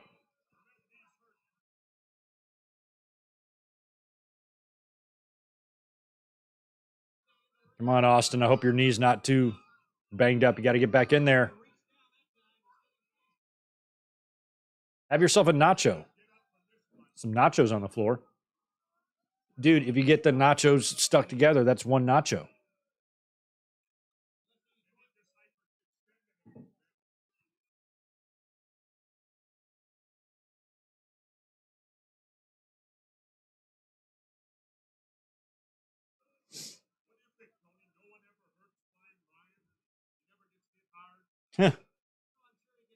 Where is Flying Brian? Let's have him come out here. They got 6 more days and they're going to break up. So what does that mean? They break up on WCW Saturday night? Oh, I miss those days. All my memories of that watching WCW on Saturday nights was always in the summer. It was something about the summertime.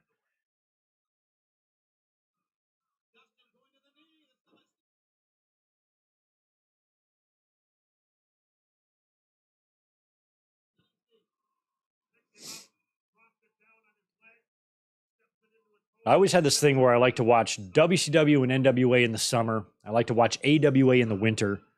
And I liked watching WWE year round.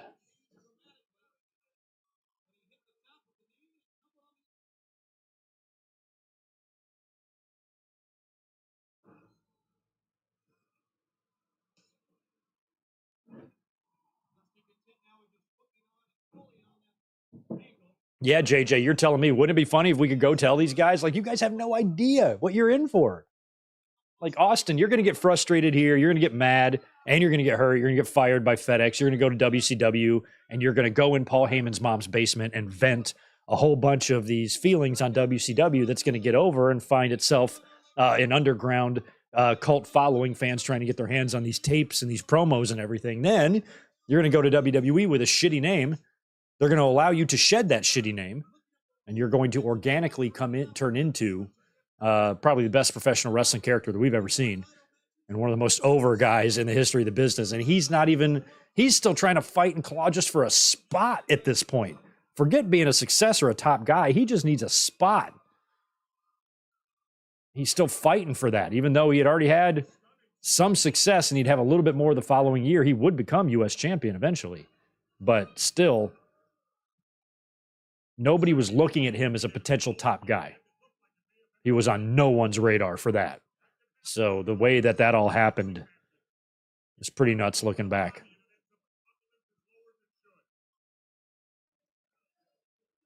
It's still a 3-0 game here. New York on top of Buffalo.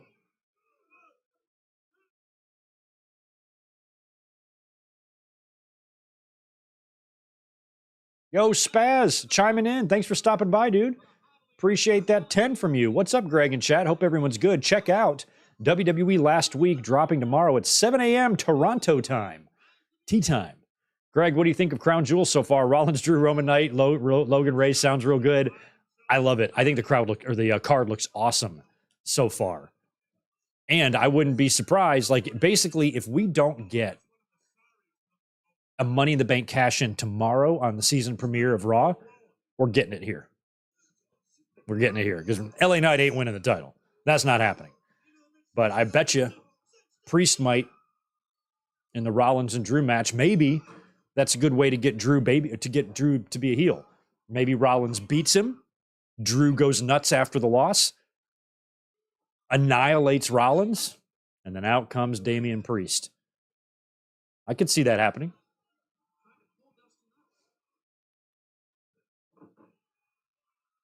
Oh, and I love Logan Paul calling out Ray. I'm so glad I had to block that, whoever that douchebag Logan Paul was feuding with. I'm like, if Logan Paul isn't bad enough, this guy, oh my God, he's just one of those. He's just the most unlikable type of personality you could ever see. Such a little bitch. So I just finally had to block him, and I forgot all about the two of them. Then I see last night that they had their little fight, and Logan embarrassed him, and this guy was nothing more than just a joke anyway. Probably just did it to get a payday and get the exposure. Oh my God, look at these right hands. Good grief. Austin laid in every one of those to Dustin's face. And now Dustin's mad. Dustin's pissed. Probably felt good for Austin to be so much more higher on the card than Goldust was once he got over. But he even came into the WWE with Goldust, already being Intercontinental Champion. Austin was below him. And boy, would things change very, very quickly. By the time he rolled into 97 and Austin started his shit with Brett in late 96, that was game over. No looking back for Austin. Wow. But I think that Logan Paul winning that fight last night, he hasn't won a lot of his recent matches at WWE. He needs to win something. So he's going to win that U.S. title 100%. And I actually have no problem with that if he did.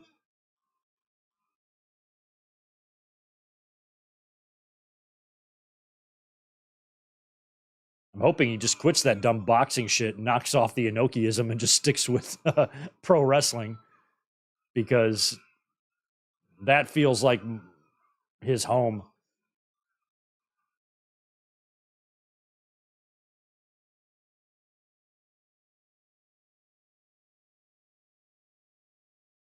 Oh, Trio Woe, baby. It's hard to Trio Woe Dustin because he's so tall. You can kind of Trio O. I don't know if it's a full-blown Trio Woe, though.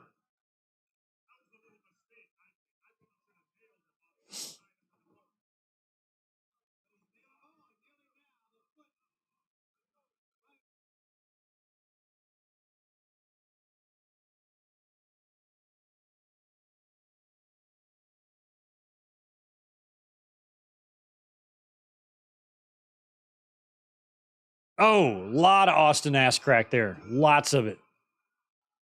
Austin was always okay with getting his ass shown. I swear they talk about these things before matches because I can think of probably 6 times that I've seen Austin's ass in a situation like where they grab the trunk. So he might just give him the okay backstage. Pull my ass, pull my pants down. Give the ladies a thrill. Show him my very unnatural looking tan line. Oh, good right hand. I love that exchange of right hands they had a bit ago. That was super stiff.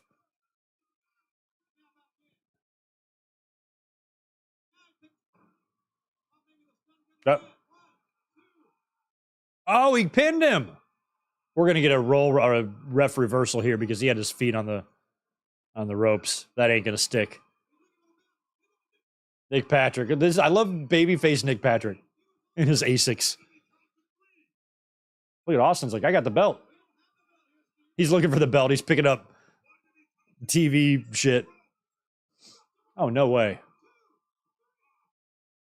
He wins like that? Oh, for crying out loud. Look at Austin. Boom. Nailed him with the belt. Crapper 316, baby. Oh, my God.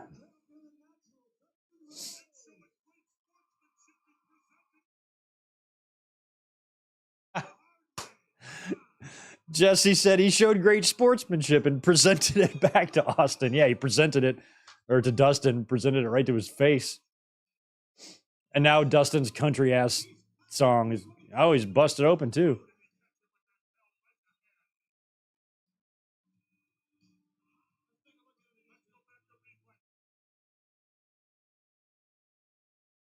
I will say this for WCW, they had a lot of songs that were custom made for their talent. Like this one with Dustin Rhodes, Johnny B. Bad, Sting, American Males. Who else? I mean, Hogan when he came in, but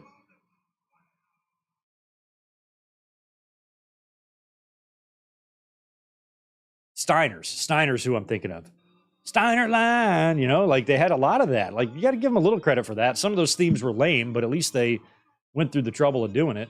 WWE took a different approach. They had Jim Johnson just create instrumental versions of stuff. Very, very seldom would you hear lyrics sung. Sometimes you would, but felt like it was more common in WCW.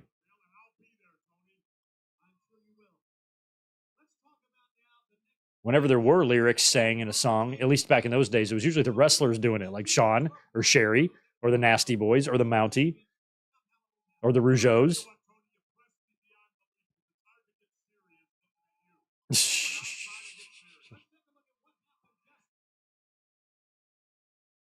I watch a van life YouTuber named Foresty Forest, and Shivani looks exactly like him wearing that getup. Look at Scorpio and Bagwell in their little purple and gold. Shout out to East Carolina University. Purple and gold was the old color scheme of the WCW logo back in the day. I have it right there. I have my WCW and AWA banner, and shout out to Amato, my Bret the Hitman Hart banner right there. But you guys can't see it.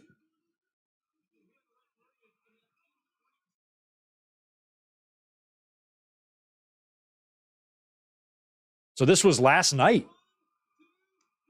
New champions. Look at that little crowd there. WCW Saturday night, baby.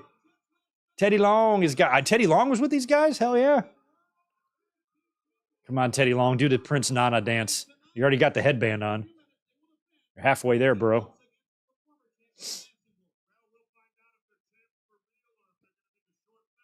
Yeah, how long does this? I'm curious. I don't want to know. I'm not going to look it up. I'm curious if they just did a one-night title change here, and if they did, why? Oh, that's a scary pumpkin.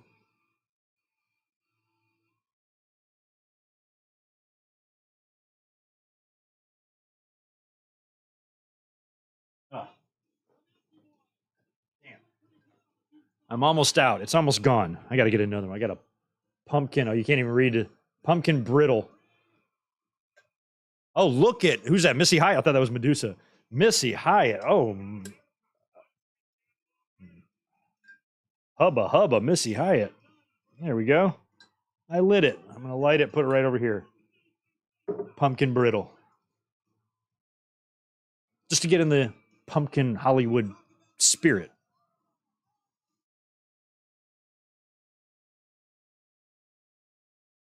So, Nasty Boys doesn't sound like it's edited, but they don't have their Nasty Boys song yet. I guess Jimmy Hart wasn't there yet to help them with any of this music because he was still backing up Hogan. I guess they were out of the company too, but look at these guys. Scorpio and Bagwell.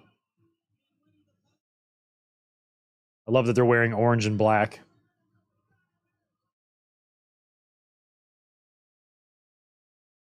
Terrible music here for these guys.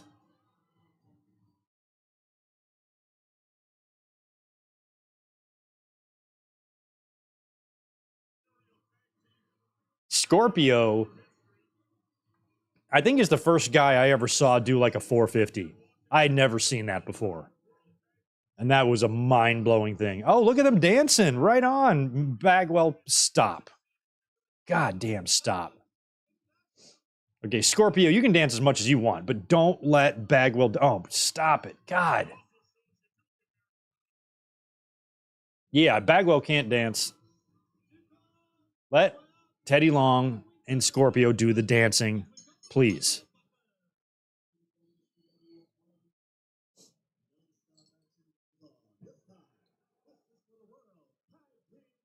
They got Buffer out here to announce every title match, which is cool.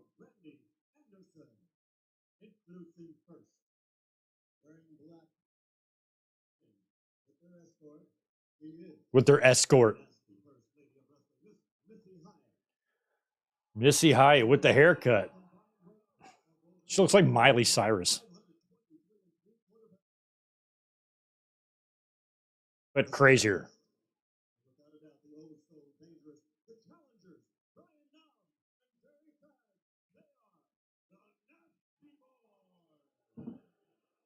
I forgot Missy was even with these dudes.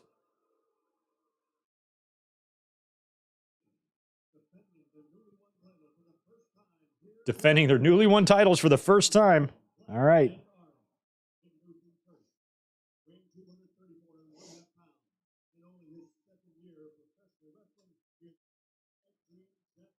Wow.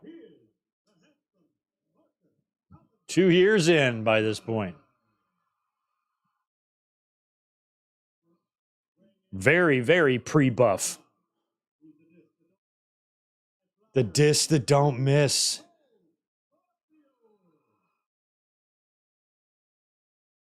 Flash, funk. You are so funky.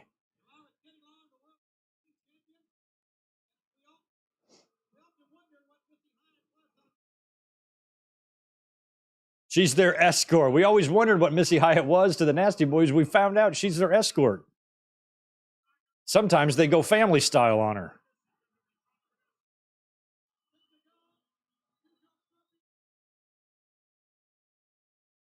Oh, they got Missy. I remember back in the 90s hearing the rumor that Missy Hyatt hooked up with Jim Ross. I believe it. I believe it.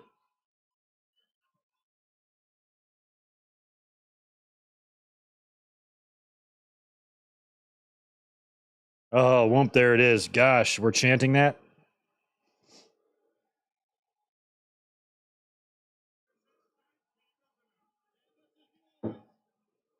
I remember the first time I ever learned about the song Whoop, There It Is, it was from like a critical perspective. Nobody was saying, have you heard this new hot song? Everybody was saying, have you heard this new stupid fucking song? And so I can't believe that it was like, it got over in society and pop culture because from the very beginning, people were like shitting on it in school. Like if you got caught listening to that, you get your ass whooped. I don't know who was topping the charts in '93 and rock and R&B. I guess Nirvana would have been around by then. Same with Pearl Jam on the R&B side of things.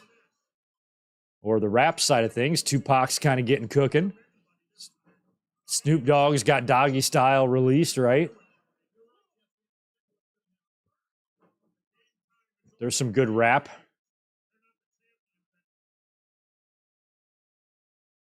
Probably got some, let me see. I don't know, maybe like En Vogue or the other ones.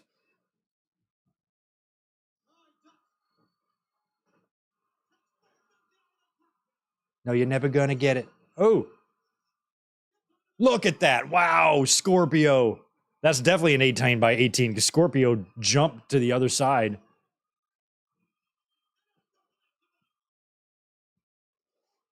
Look at Teddy Long getting in the ring. Teddy, match is in progress.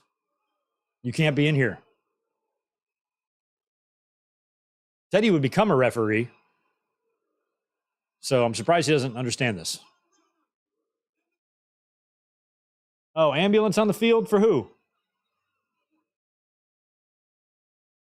Mariah Whitney. Yeah.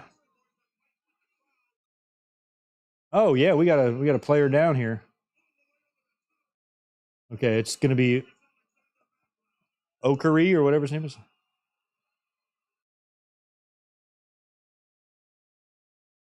He doesn't look like he hit his head. What are we looking at here? Harris? Who's down?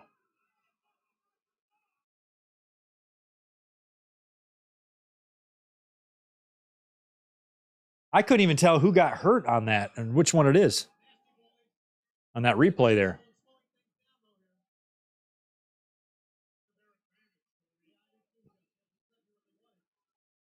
It didn't look like anybody's head got compressed in that replay, but I couldn't tell who's down.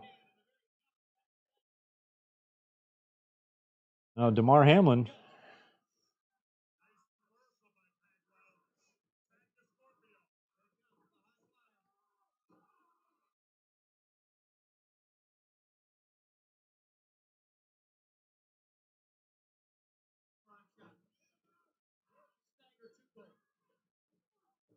I never really loved the Nasty Boys. I mean, I guess I liked them as a nasty tag team. You know, I put them in the category of a Public Enemy or a Dudley's or something like that. But I never really cared for either or other one of them personally, especially Brian Knobbs, who was just such a drunk, fucking fat idiot. He's buddies with Hogan.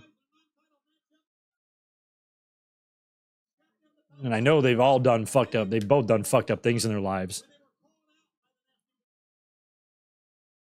This is probably the same year. What year is this? This is 93. I don't remember when the Ken Shamrock thing happened, but I'm pretty sure it was the same year or close to it. And that's his whole story. Shamrock almost got killed by these guys.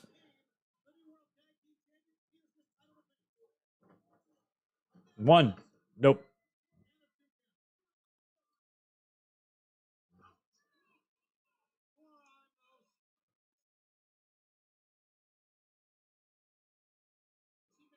They got in a fight with the Outsiders too, I think. They've had a lot of like run-ins and shit.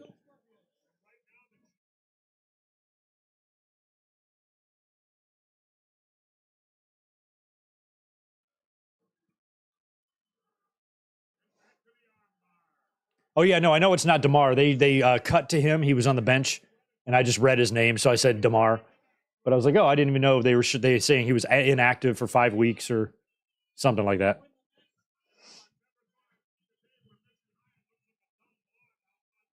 Jesus, Jesse. He goes, I never thought I'd see the day where Missy Hyatt looks like a dumb blonde on the outside of the ring. Why did you think you would never see that day, Jesse? She's on the outside of the ring and she's blonde all the time.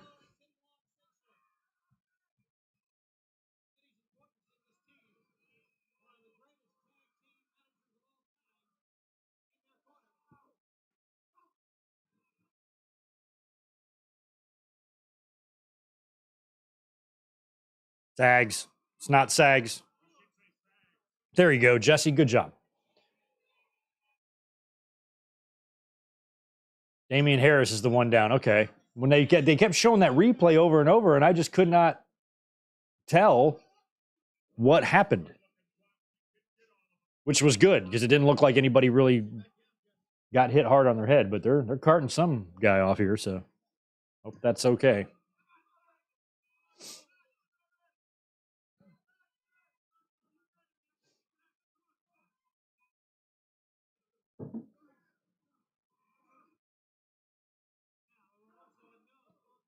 Nice.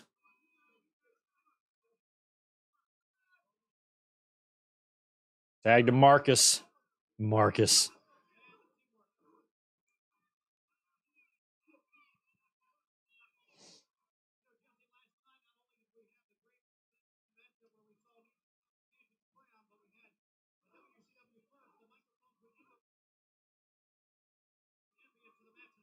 No, don't do that. Oh, that was, I don't know if that was supposed to be a clothesline move over the top rope or what, but they pulled Bagwell right over the top. Schiavone just alluded to something they did on TV recently where they mic'd up the ring so you could hear what's going on. That's what we want to hear. The sound of sweat spraying and landing on another person, the heavy breathing, the grunting. We need all that? Oh, what a slap. Jesus Christ.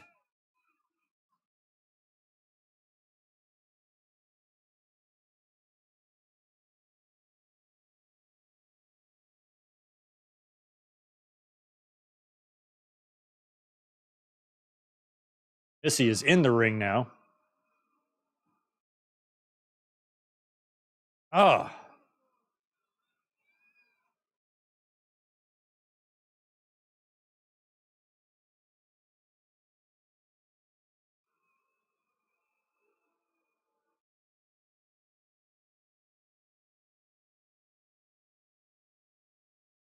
Missy Hyatt is wearing the same exact outfit that, I forget her name now, the girl in Can't Buy Me Love, that 80s movie, and she gets the wine spilled on the suede outfit, and Patrick Dempsey gives her $1,000 to buy a new one to pretend that they're together.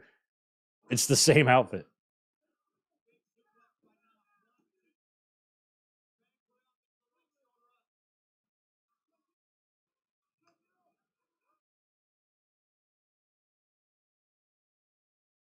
A lot of these matches tonight have gotten time. Like, there's been substantial time. Like, it felt like Orndorff and Steamboat went forever. Austin and Dustin had a good amount of time. This tag match has got a good amount of time.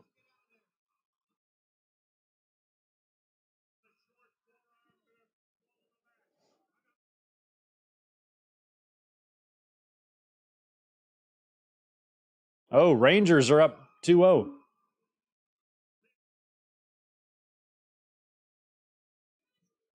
Who the hell's... I'm embarrassed to ask this. I don't even know who the fucking Final Four is. So we're down. If it's ALCS, that's the final two. Winner goes to the World Series, right? Who's on the National League side? Phillies? Probably Phillies.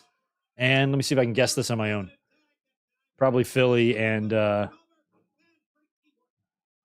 doubt LA. I don't know. You guys have to tell me.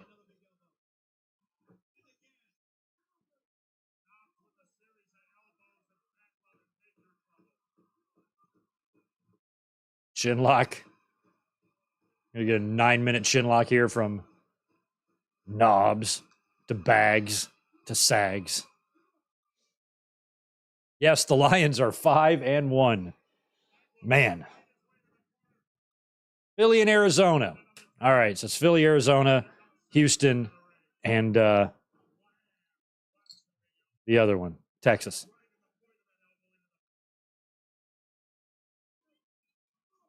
Well, in terms of those 4 teams, let's see.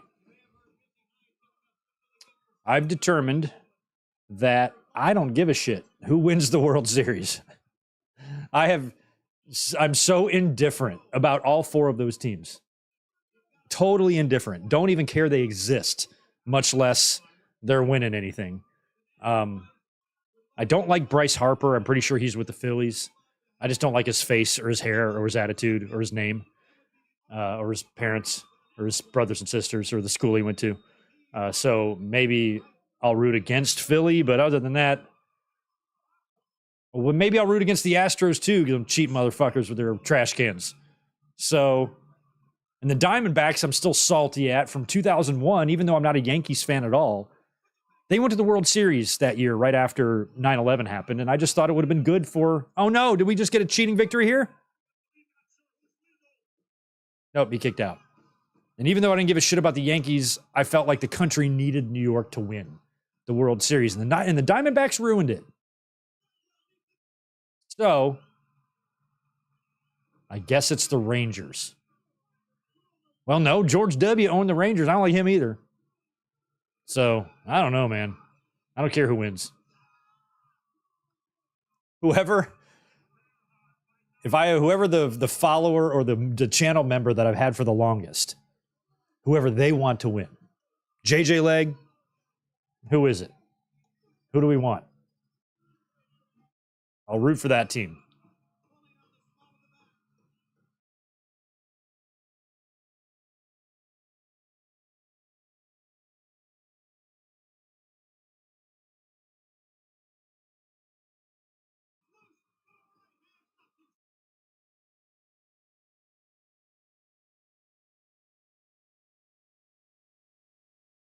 There was a guy for Arizona in 2001, like the little guy, little white guy. He had some game winning shit. Not Greg Graybeck or Council. Like Craig Council? Is that, am I saying that right? Somebody like that. I always remember him on Diamondbacks. Randy Johnson pitched for them.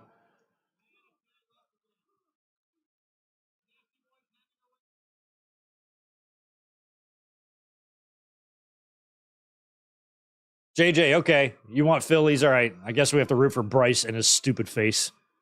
That's fine.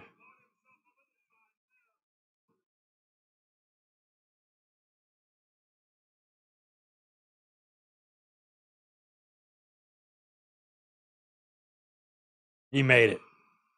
Hot tag to Flash Funk. Oh, and Pee Wee didn't see it. Buff has to stay in. What a shame. Nice. Come on, baby faces. I'm kind of rooting for you guys. You're wearing Halloween pants and everything.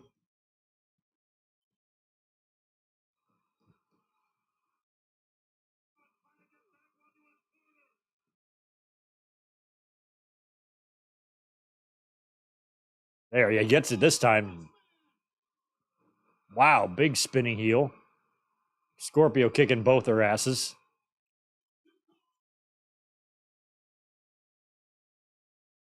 Another spinning heel. I don't know who's legal. I mean, I know Scorpio is, but I don't know which nasty is legal.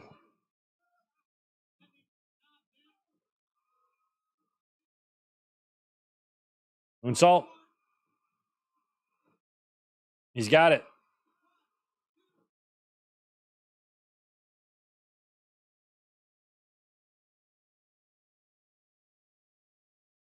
Oh, Missy's up there, Teddy's up there, Pee Wee's trying to stop them. This is a brouhaha. Choking out Teddy. Buff stops that. Scorpio, I feel like we're gonna have some sort of finish without the referee. Noggin knocker to Sags and Missy. Scorpio's going for the 450. Boom. Oh shit. Ref doesn't see it. What's he got? A shoe. The nasty boys reget. Well, what the hell was the point of giving Scorpio and Bagwell the title the night before if they just dropped them right back to him? What was the point of that? Just to put a championship victory on the resume of them? All right, JJ, D-backs it is. D-back, that's the closest to me. I could drive to Arizona, and it doesn't take very long, so I guess technically I should maybe root for them. But I really am indifferent about all four teams. It's happened the last couple years in basketball too. You know, just like, happy for whatever team wins, but I don't really care who wins type of thing.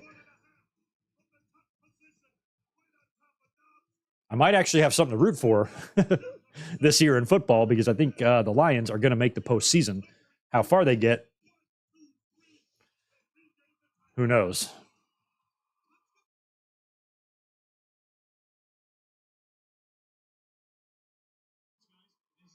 Look at Sid. What you been up to, Sid? He's still here in late 93? I feel like Sid would be gone from WCW not very long after this. Because Sid was not there when Hogan came in 94. That would have been fun to see that revisited.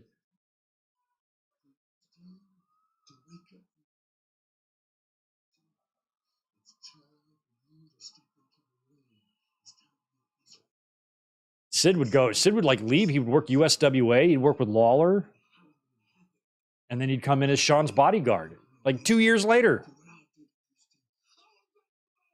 Or maybe 1 year later.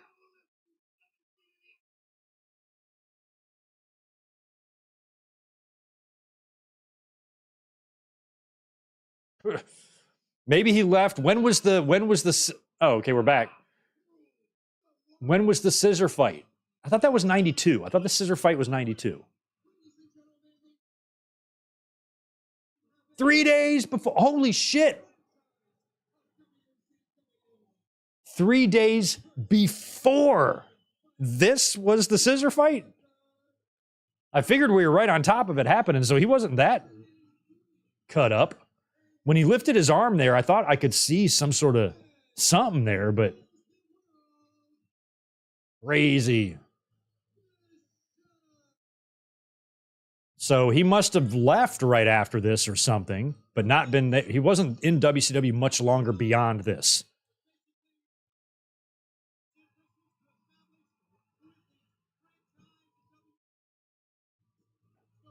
Because I do remember when he was brought in by Sean as the bodyguard. He was in the middle of his feud with Lawler, and Lawler was in the ring with them, interviewing them, but they were having a feud in a completely different promotion.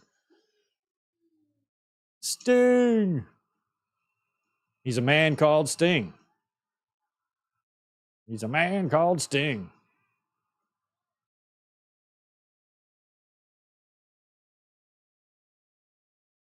Get funky to the Sting song.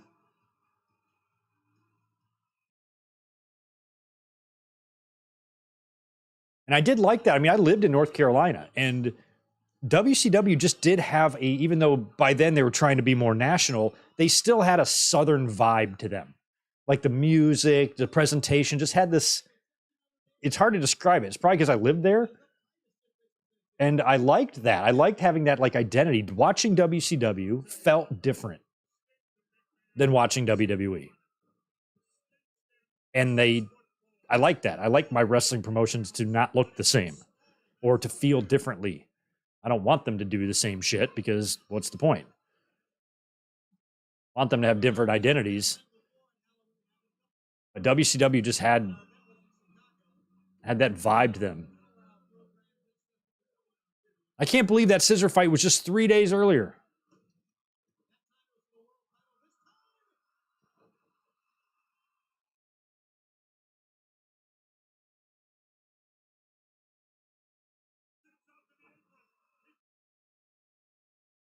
Sid's teetering.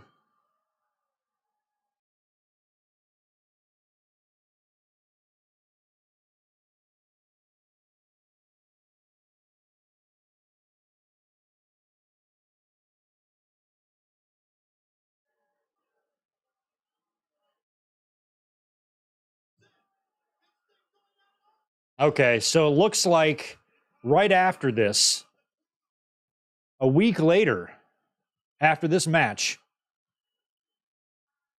Sid turned babyface, turns against Robert Parker, turns babyface. But then that was his last appearance. So he's got one more appearance after this. He was let go from WCW, and I think the plan was for him to challenge Vader at Starrcade, and that spot went to Ric Flair. But he would hang in USWA after that for a couple of years. That's nuts, man. Oh, the fight took place. Oh, sorry. Okay, I thought that was weird. I was like, why would this take place 3 days before? The fight took place 3 days after. Okay, I misread you. You said the show was 3 days before, not the scissor fight. I got dyslexia. Sorry, my dyslexia fired up.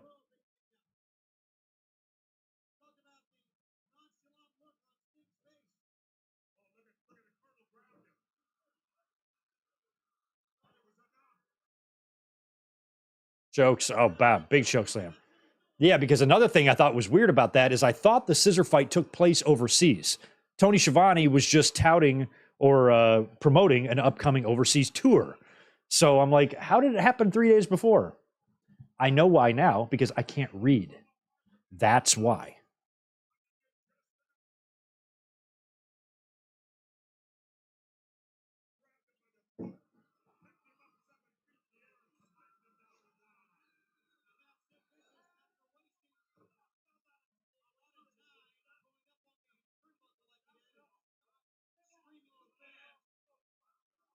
So I'm curious how their taping schedule was done. So basically, the following week on TV is when Sid would turn on Parker. I'm curious if that was taped. Like, I'm curious if technically this is Sid's last appearance. Like, maybe if that Robert Parker turn was taped, because if they're leaving for 3 days to go on the tour, that tour is going to last longer than 3 days. So the turn happens the following week on TV. Makes me believe they probably filmed that prior to this. Wouldn't you think?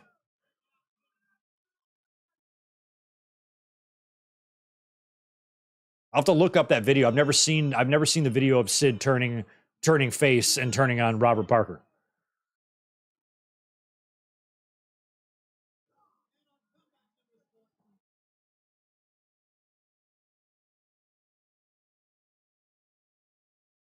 You mean to tell me We Are Pro Wrestling, these two guys try to kill each other with scissors on a Wednesday?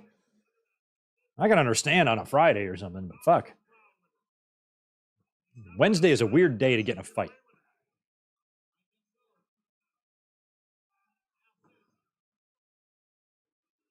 If you take all the fights that ever happened in the world, ever, I bet you the smallest amount of them takes place on Wednesdays.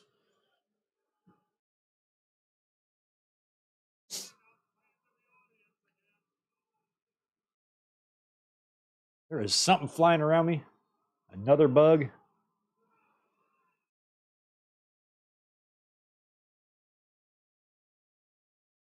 Sidewalkie.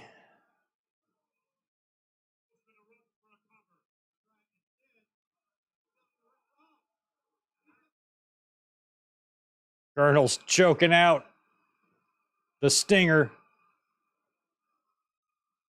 Sid Vicious and Sting. This is a WCW match if I've ever seen one.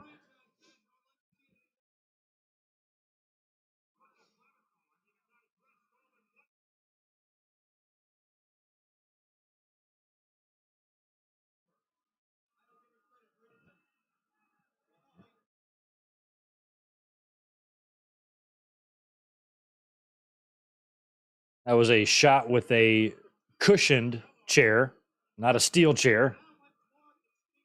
Those old cushion folding chairs, though, those were heavy.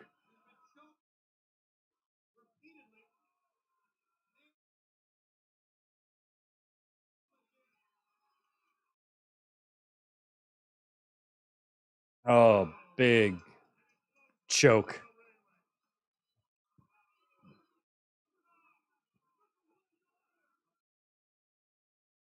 Mm.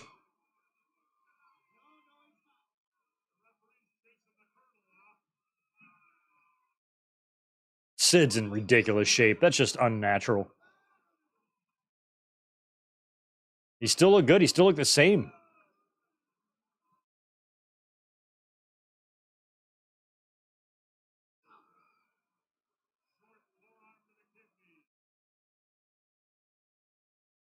Kicking back, Sting. I hope this isn't a 25-minute match. Jesus.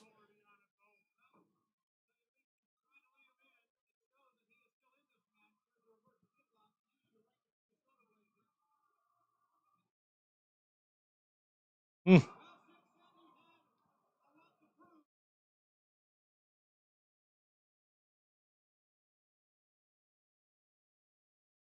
I think we've had Dave Sullivan, Austin, Dustin, Sting, Sid, Knobs. How many blonde-haired cats have we had on the show? Ugh.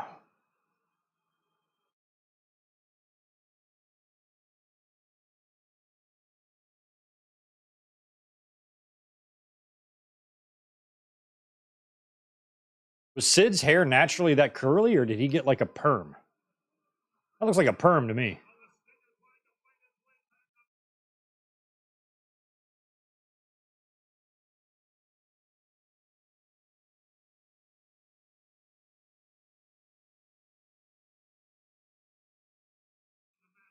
Oh, that thing on Sting's back is from the chair. Are you sure, Jesse? I think that's just some other scar. Looks like a burn.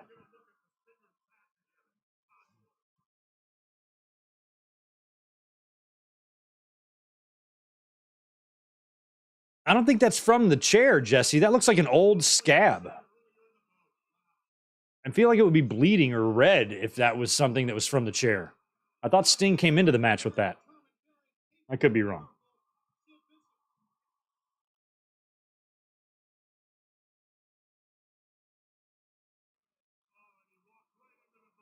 Hmm.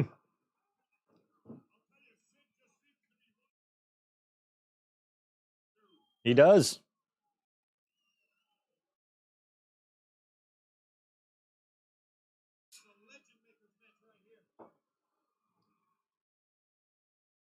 Bear hug. What is this, Hogan and Andre? Come on.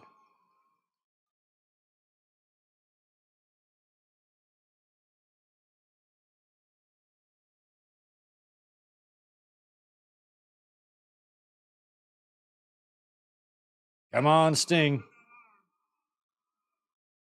I'm glad that Sting no longer has the rat tail. Let's hope those never come back into style. Seems like everything else has.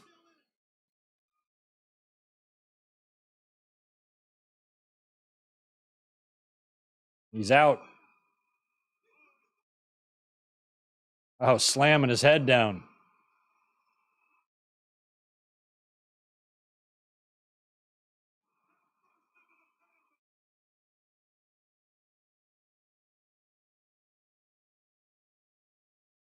Hmm. Stinger splash. Good to see those in 93 from Surfer Sting. He's got something to say apparently this week on Dynamite, so we'll see what that's about. It might be nothing. He might just be setting up a match at Full Gear or something, or maybe he has something to say about his future. We've been talking about his retirement pretty much all year. Oh, no. Why is he? Oh, I was about to say, is that Parker? Was he turning on Sid or something? No, he just didn't know what he was doing.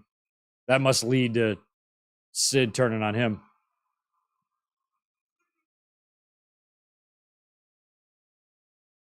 Sting wins, and he gets out of Dodge, too. Smart. And Parker fucking Fuller in. He's still pretty tough. I wouldn't want to take any shots from him. Get out of there.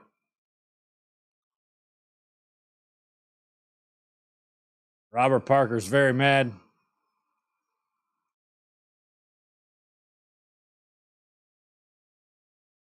What is... I like how whenever they try to explain things either to the audience or to their opponent or the referee, they have to go through full-on pantomime. Oh, here's what I did. I'm like, you could just say it. He can hear you. It looks like Sid's on the verge of kind of walloping him here, but I think it waits a week. I didn't mean to do it. I didn't mean to do it.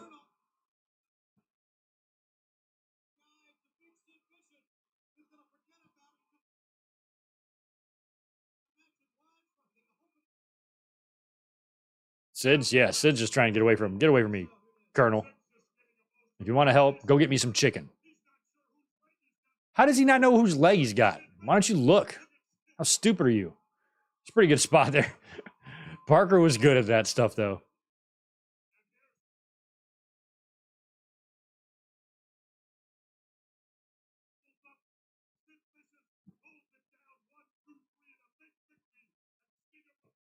Stinger wins, beating Sid.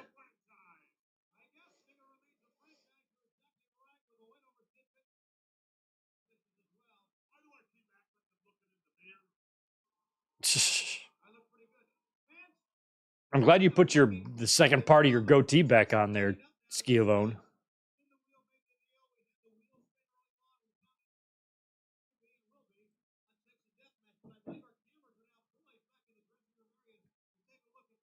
Look at Vader.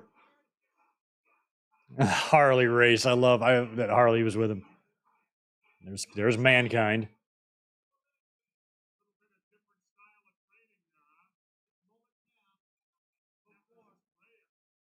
Cactus is praying.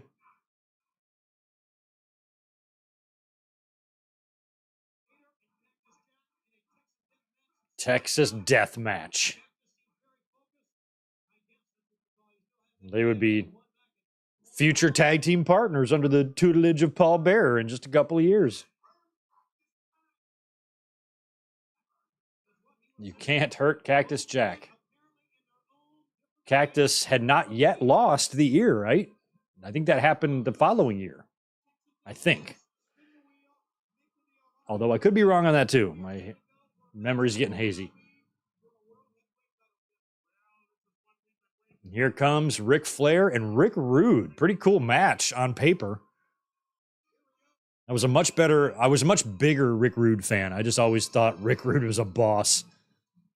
He's somebody that was like legitimately tough, looked like he'd whoop your ass. And I think if this was a shoot fight in any capacity, he would eat Ric Flair for lunch.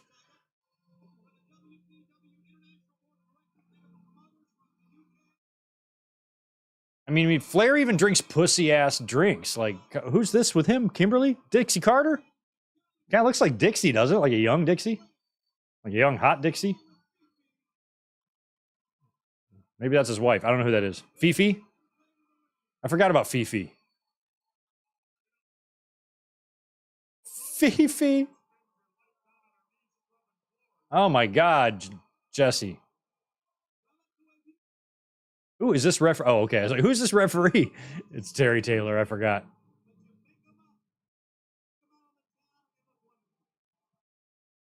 Fifi. Yeah, I kind of forgot about Fifi.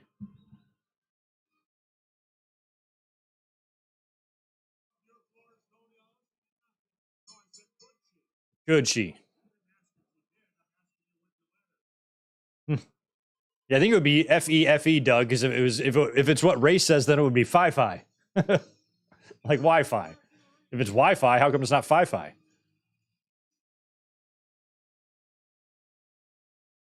Oh, I forgot about Rude's WCW music.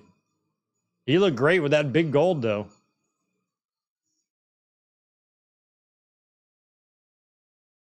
I'm trying to enjoy WCW's Rick Rude theme here. What is this thing flying around me? I'm gonna go get another beverage.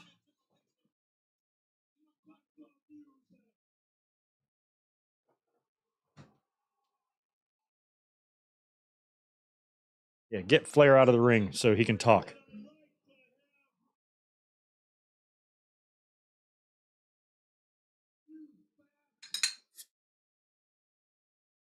Out of shape. Louisiana losers.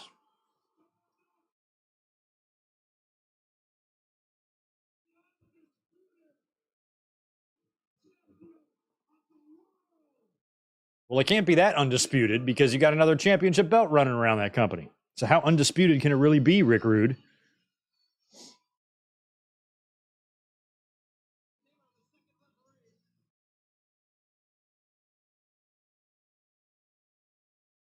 That looks awesome on him. He's got Fifi and Flair on his tights. Jack-o'-lantern on his ass. That's awesome. He had great trunks in WWE too, but these are better. You need to button up your belt. I didn't even realize until years later that the strap on that belt is brown, not black. Repeat or revenge? Does Buffer do the next match too? Because since there's no title on the line? Flair and Terry Taylor.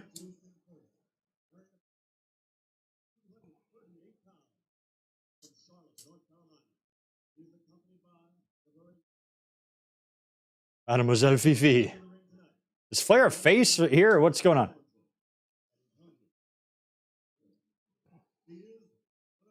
If it's undisputed, what's all the fighting about? Yeah.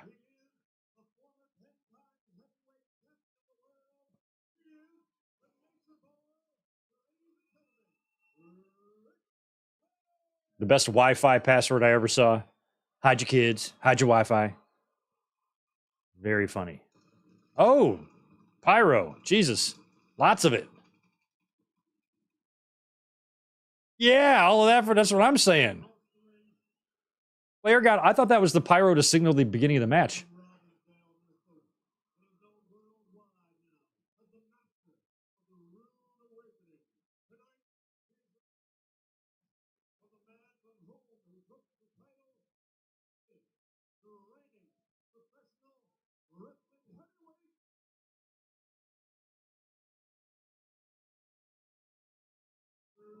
I remember when I was a kid, like before I hit puberty, and watching wrestling, not understanding why some guys had hairy chests and some didn't.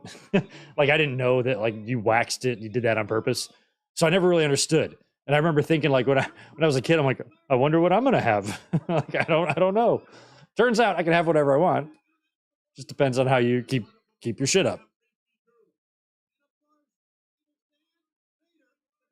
I wish I could tweet every thought I had from age 5 to 12 because that would be some funny shit.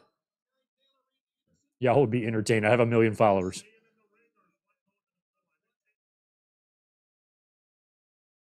Rick and Rick, one with a K, one without.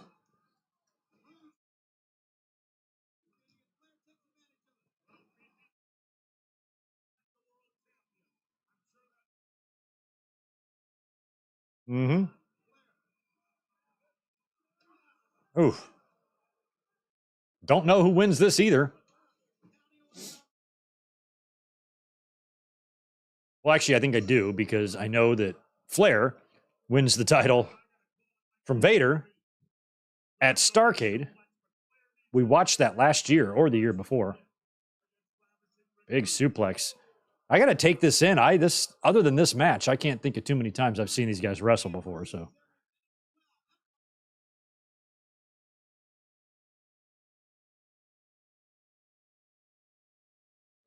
because Rude was gone from WWE, I guess he would have been there a little bit with Flair, right? Before Flair left, they probably briefly crossed paths in WCW before Flair left for WWE. He went there for a year, came back.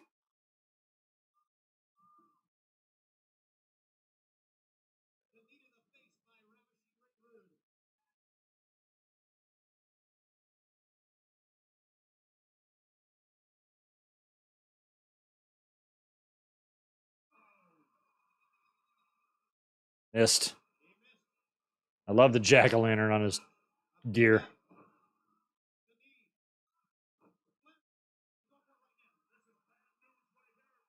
He's got it in, locked in. Figure 4 already early dead center on Rick Rude.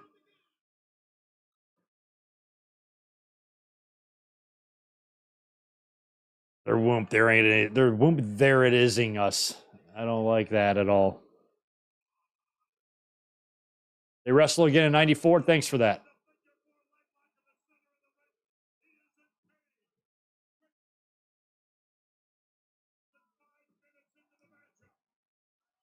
Well, that's smart because if Rude survives this, now he's going to have to work the rest of the match with busted wheels.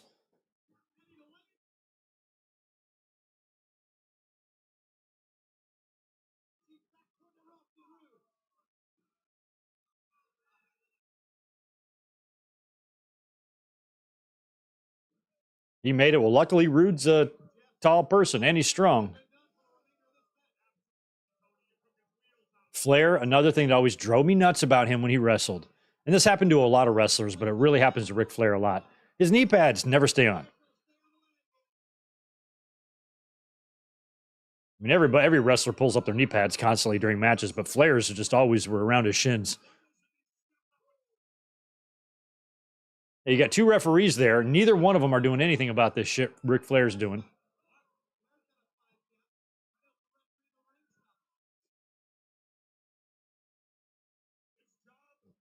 I love when Jesse is really adamant about his points.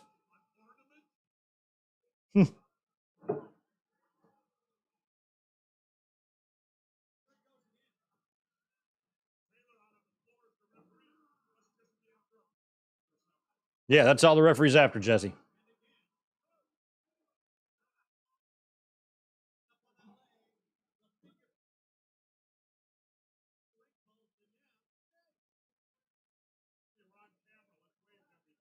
I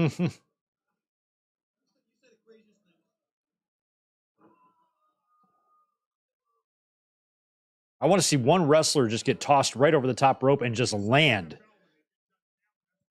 right on top of Tony and Jesse. Man, check out that super old lady in like the second row there. She would be like 110 today.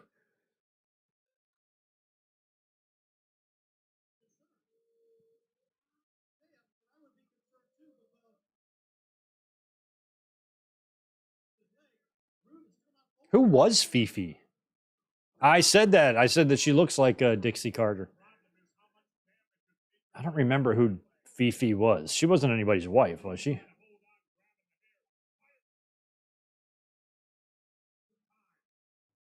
I knew he was his wife. They got married, right? Yeah. I knew she looked familiar.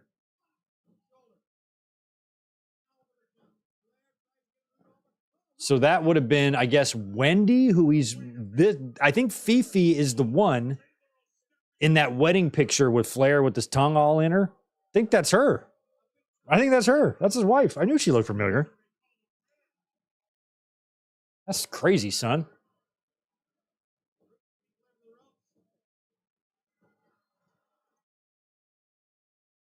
Yeah, Fifi the French maid.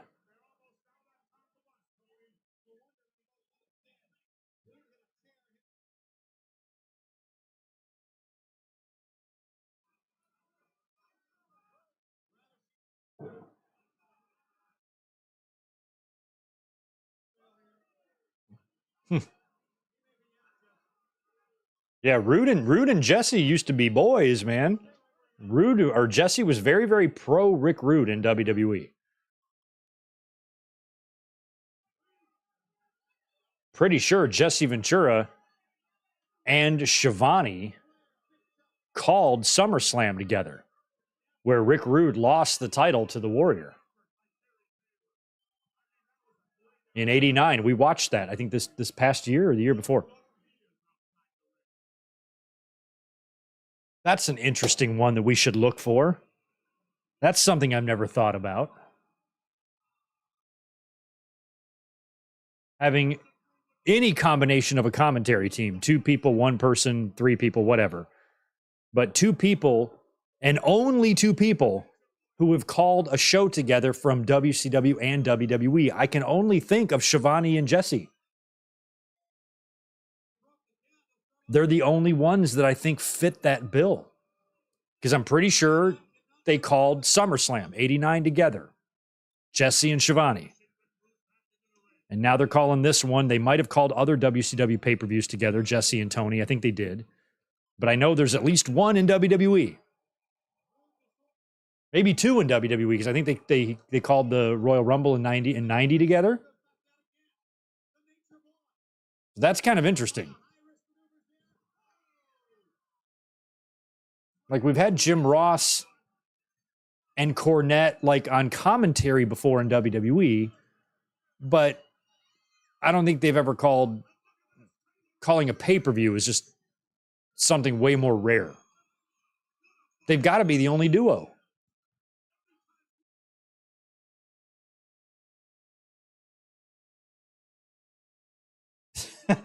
I love a pissed off Jesse Ventura.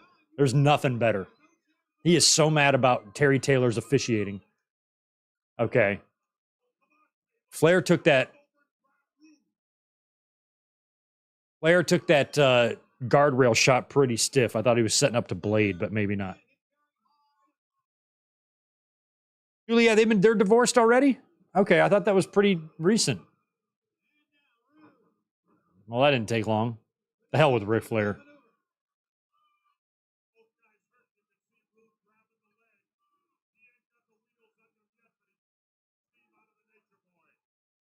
Like, even in AEW, I think we've had like Jim Ross and Kevin Kelly on the same commentary team, but there's always been a third person. And in WWE, I don't know if they've really ever called a pay-per-view together. Definitely not. Maybe a Raw, possibly. But just the two of them together, I don't know.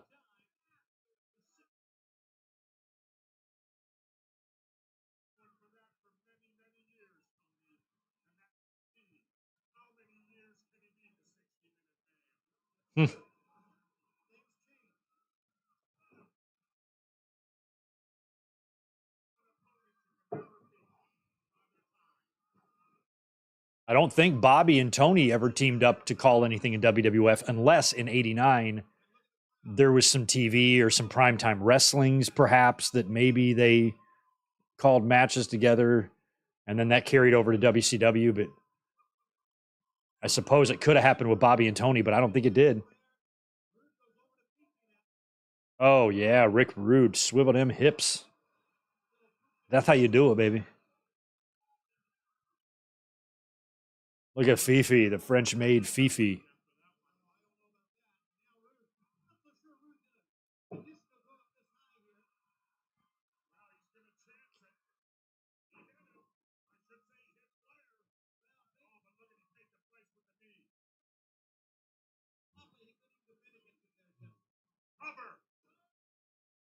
Hmm.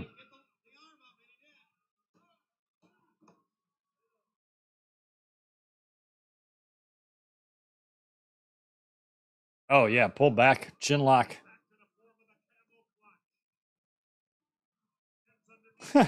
I thought Rick Rude's boots said simp on it. I'm like, was that a word in 93? It probably says simply and then ravishing on the other boot. That's probably what I'm reading there.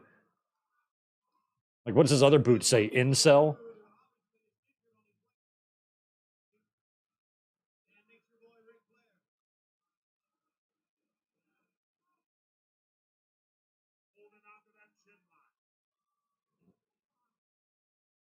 Ross and Paul Heyman. Yes, Serge, you might be right about that. But did Ross and Heyman, though, I know they called a pay per view just the two of them in WWE and most Raws there for a brief period in 2001. But was it ever the two of them and just the two of them in WCW? Probably. I know they did some TVs. Pay per view is the big thing, but I think they definitely did TVs together. And they did TVs together in WWE. So, yeah, I forgot about Ross and Paul Heyman. You're probably right. Ross and Heyman and Shivani and Jesse. Although we just got to make sure Ross and Heyman actually called a pay per view in WCW.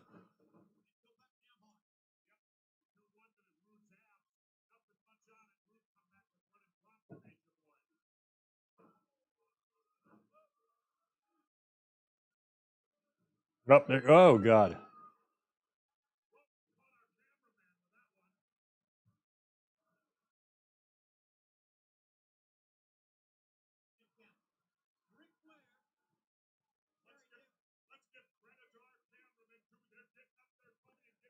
Ooh, fight in the football game? I love it.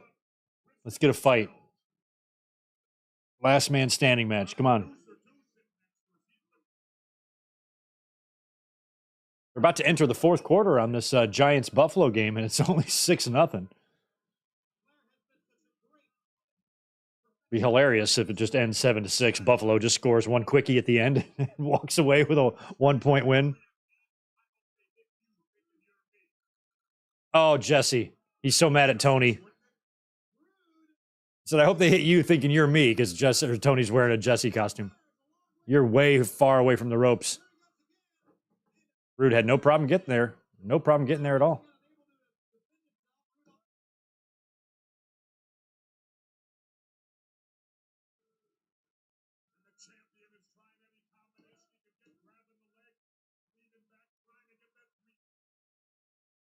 Come on.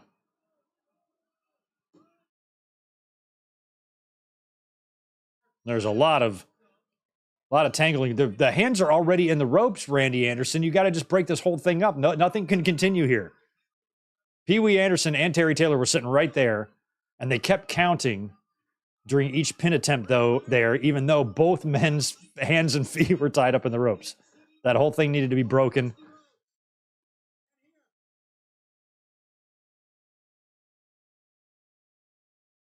The sweat really sprays off the chest when you get chopped by Ric Flair, doesn't it?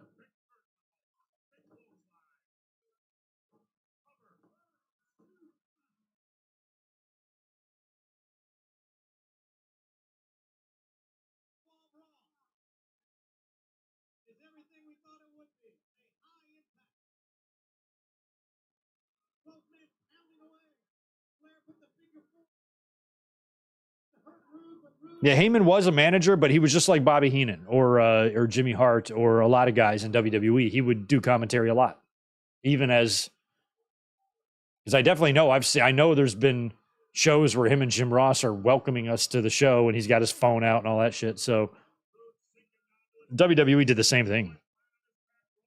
Vince would always bring in some of the more entertaining personalities to sit in on commentary because managers have to be able to talk and be able to do things because they're the mouthpiece of the wrestler. So naturally, a lot of them are going to be pretty good at commentary.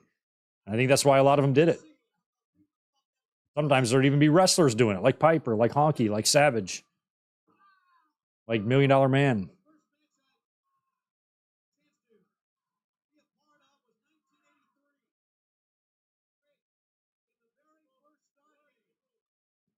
Yeah, Shivani, 83. You had a pretty sweet ass mustache back then.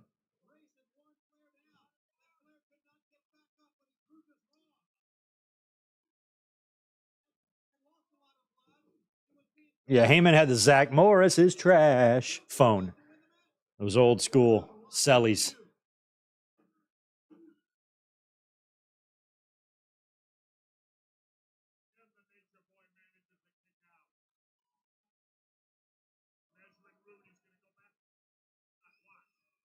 Hmm.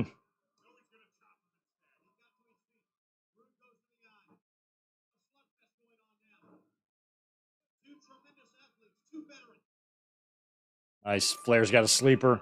Climbing up him, too. Yeah, I feel like Rude's got a good inch on him.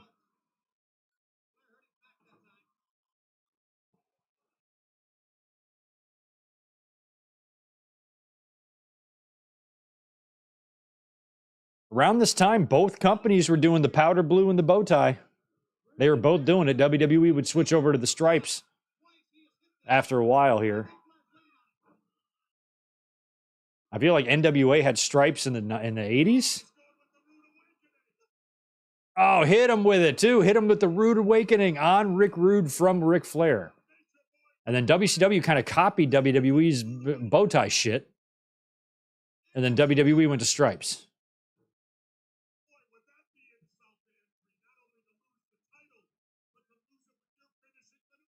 Yeah.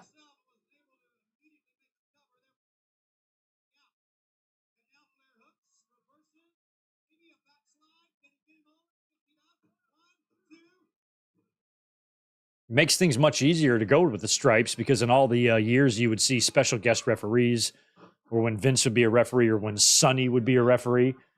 It's much easier to find something with stripes and make a cool referee outfit than having to do. I'm glad Sonny never came out there with the bow tie and the powder shirt. Oh, or Trish Stratus. Trish is probably a better example. We shouldn't be speaking Tammy Sitch's name.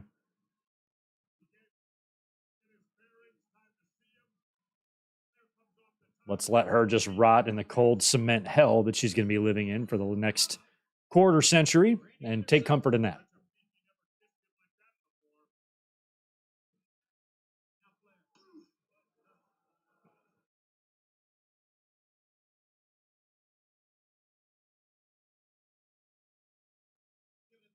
Look out, Pee-wee. Classic ref bump. Down goes Flair. Where is Taylor? Oh, there he is. Finally. He just trots over, saunters over. All right, now. Oh, now we get a Taylor bump. Oh, for crying out loud. Former members of the Heenan family together. Red Rooster and Rick Rude. They were on the same team. Matter of fact, at WrestleMania 5, when Rick Rude stole the title from the Ultimate Warrior, and then Warrior kicked the shit out of Bobby Heenan had to go to the ring next to face Terry Taylor in a match. Oh, hey, who's that guy? Took away the foreign object. Apparently that object is from Canada. It's foreign. The ring attendant gave it to Flair. And nails Rude with it in the face. 1, 2. What? Did Randy stop? What happened there? Did Anderson stop Taylor from counting the 3?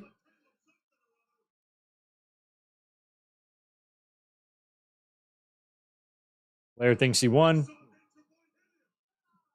No! Well, this should be disqualification. Look at Ric Flair. No, I didn't do that.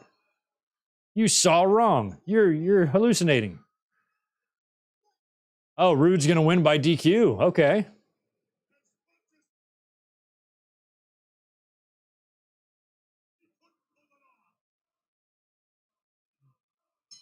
Flair's got the belt.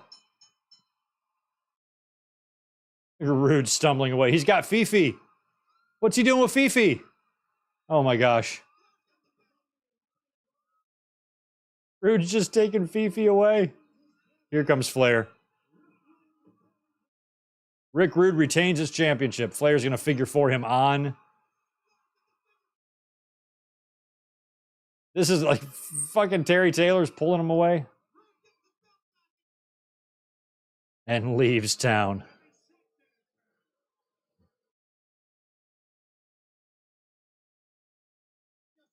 Sorry, Flair. Don't you miss WWE? Don't you wish you were still there? You could have gotten right in the middle of that Brett and Lawler feud.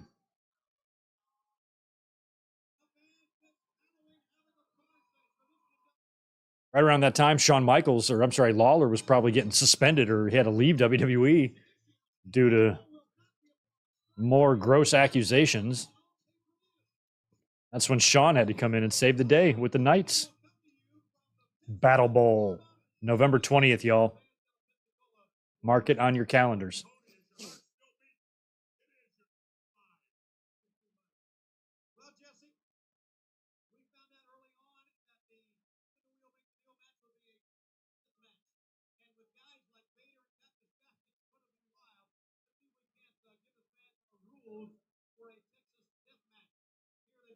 No disqualification. Rule number 1. Good. Like that. Falls do not count.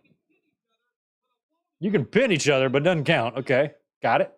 Number 3. 30-second rest. Really? That's horseshit. Falls any place in the building. I don't think any place should be one word. I don't think any place might be a word, but I don't think it is. Why do you keep saying that word? I don't think it means what you think it means.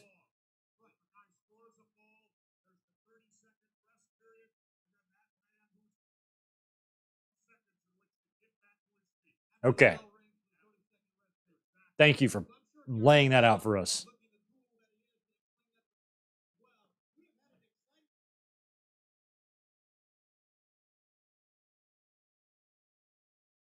God, we were really close to Mean Gene and Bobby Heenan coming in.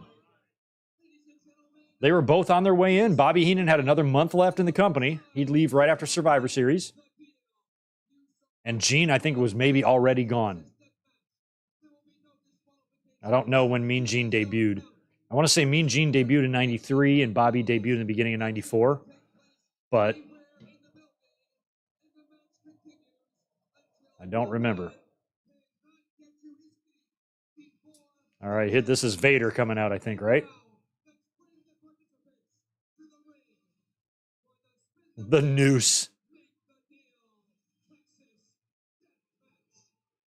Spin the wheel, make the deal. Texas death match. Here comes Vader.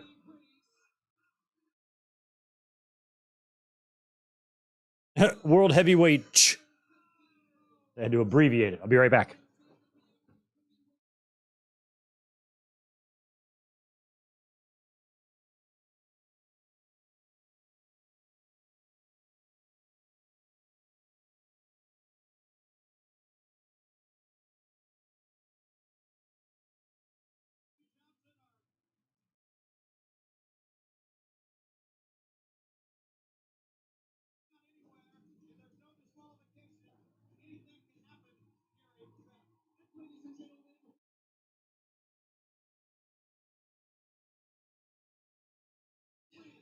Here comes Mankind.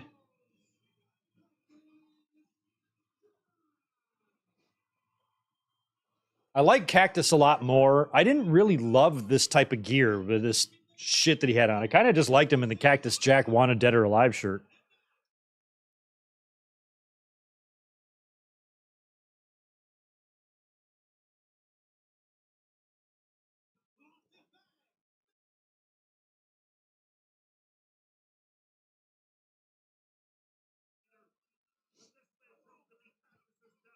Oh, Vader's already. Oh my God, he's already got the mask off.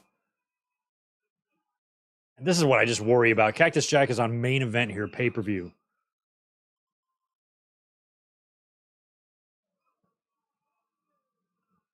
And I just feel like we're going to get some bumps. Is this the match where we get? I think we do get a real sick one here. I think Vader has Cactus on his back and he falls backwards on the ramp there. But unlike Taz and Bam Bam that went through the ring in ECW, that thing didn't budge at all.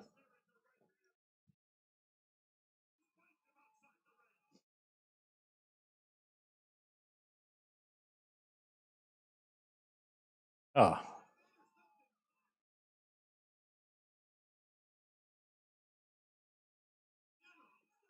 He did. Is that what he had? I didn't know what he had. He took a camera.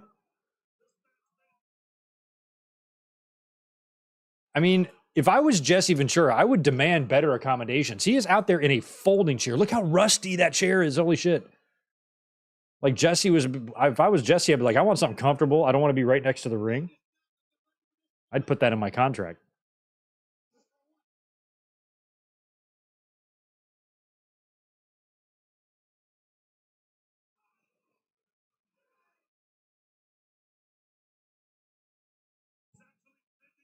Taking it into the ring. All right. Texas death match in the ring. Fine with me.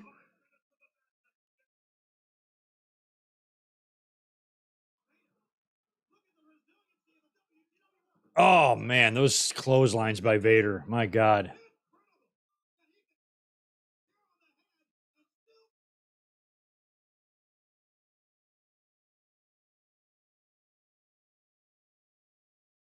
Did we ever get Vader in the ring with any of the Road Warriors? Was him and Hawk ever in there comparing mohawks or anything? Why do I have no memory of that either? They were in WCW and WWE at the same time. Felt like there would have been plenty of opportunities to get them all together, but I don't know.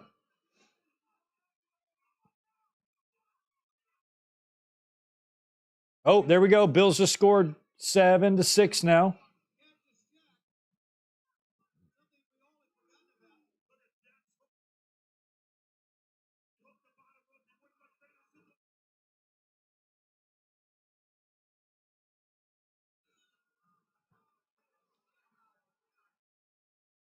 Oh, yeah, look at Cactus. Damn, he's just so beat up already. He's bleeding from the face.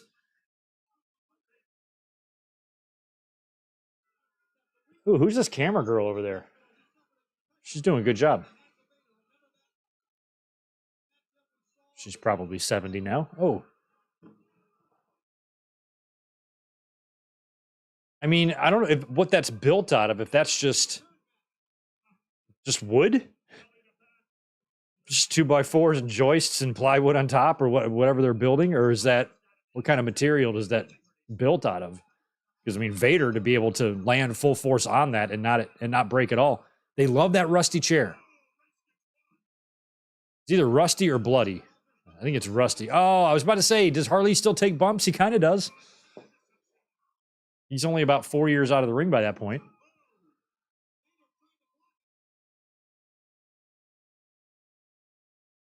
Oh, they're going in the graveyard. Oh, shit.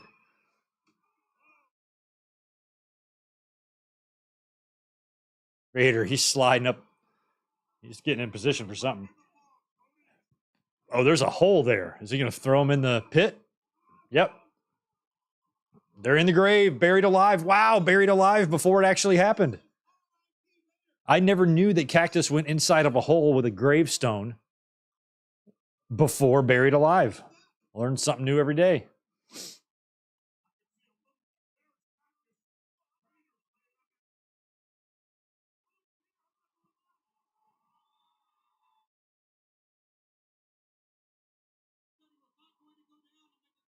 That's the same side of the stage that his buried alive shit took place too. Very eerie. Yeah, he's bleeding. He's nasty. Cactus just, he checked his blood. He was probably like, nice, nice. All right, this is what I want. Let me rub it all over myself, make it look worse. Oh, Vader bladed while he was down there too.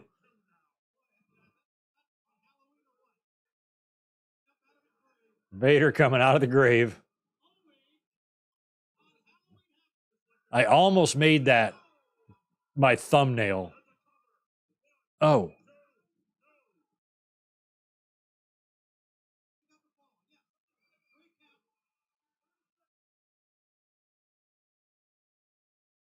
All right. So we get 30 seconds after.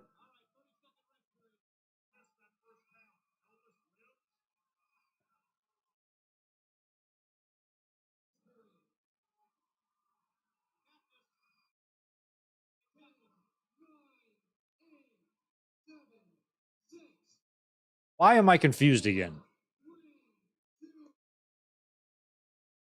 Continues. Okay.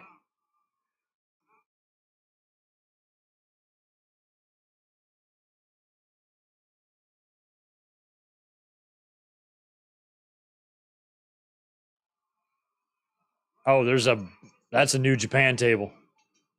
That right there is a Japan table. Well, maybe not. It looks pretty janky. Oh, there goes Mick with his dive. One. And he got another pin. I would have sworn. Okay, I guess the rules confused me. I would have sworn when they were laying out the rules, it said pins don't count or falls don't count. But they just mean they don't count, like they don't end the match, but you still have to pin the guy, and then he gets his third. He gets his.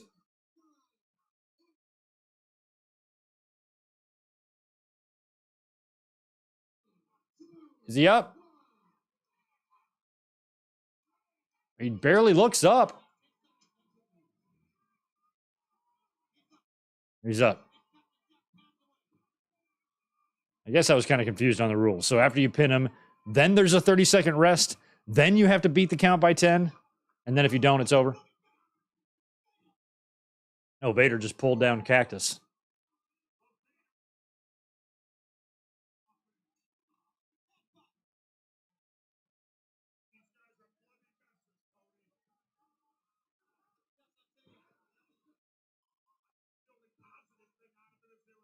No, WCW would do some blood. I think they had periods of where they weren't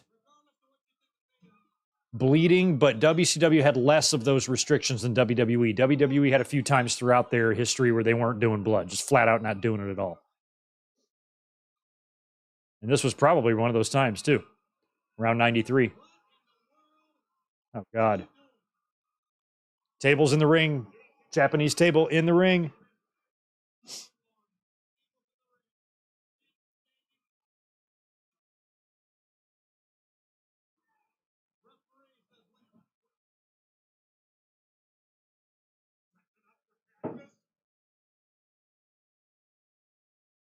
Yeah, I was a little confused by the rules. I would have sworn they told me falls didn't count, and then the first thing I see is Cactus pin Vader.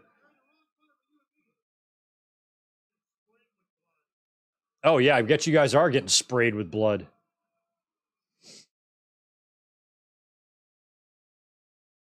Yeah, that's definitely a Japanese table because that did not break at all. I was about to say, Vader going to get pinned again? So Vader is the WCW champion during this match, which is crazy, too.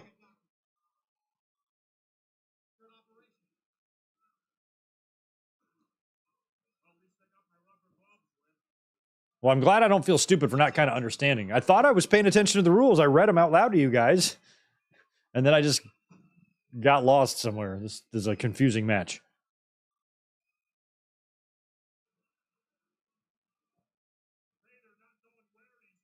Nope. Oh, I just thought he missed. Cactus missed a big sunset on the floor, then Vader missed an ass drop.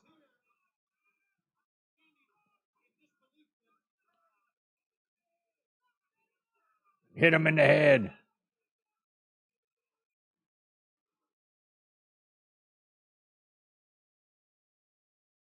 Ugh.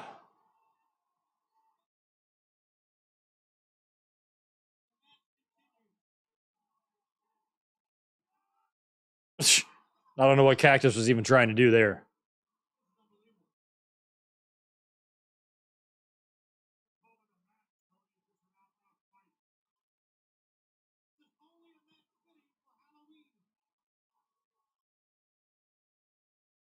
Yeah, I guess it is a pretty decent main event to do. Oh, on a Halloween Havoc as Mick takes another unsafe, unprotected, scary head-first bump onto the concrete, just like we like him to take.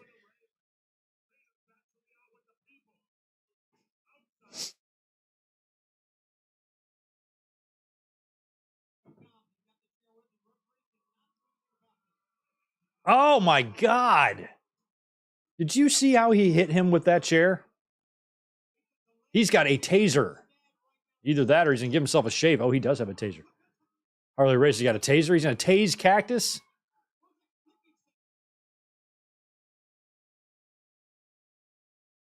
Harley Race has got a fucking taser, bro. Don't tase him, bro.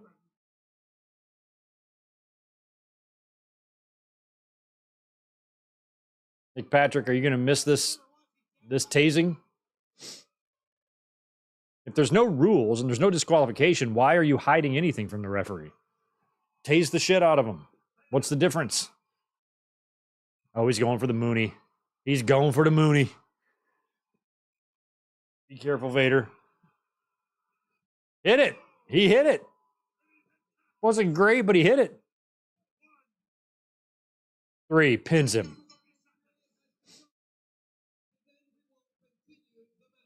So 30 seconds. Okay.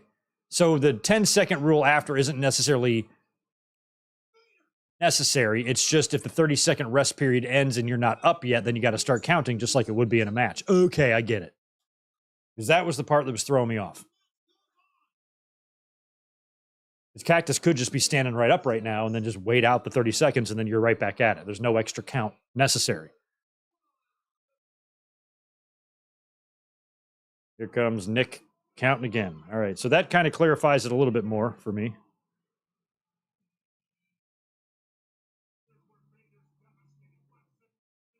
Those fucking ham bones. Jesus.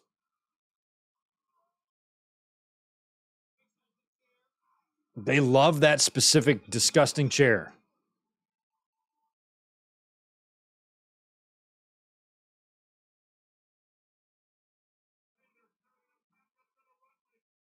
Oh, this is the bump. Oh, God. Jesus. That is just so unnecessary. Like, why would you want to, like, almost die? For a fucking WCW pay-per-view in 93. Jesus, Mick.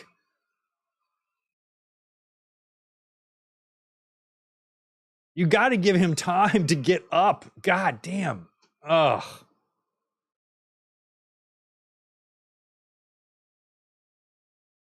It amazes me how Mick Foley, to this day, can still complete a sentence.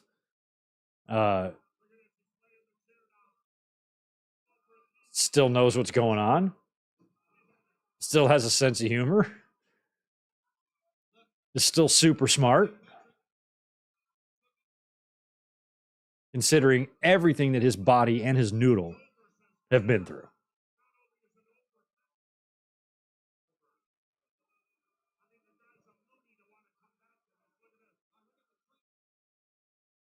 Paramedics, I would be too, man. That is just so uncomfortable to watch the way Vader fell back, all of his weight. The cactus flat back bump and head onto that surface, with no give in it. What's that? A medical bag. Throw that stupid chair out of there too. Holy, still suffering. He's just going to pin him right there. Yeah, rest period. Foley's got to rest. It's a try not to die period.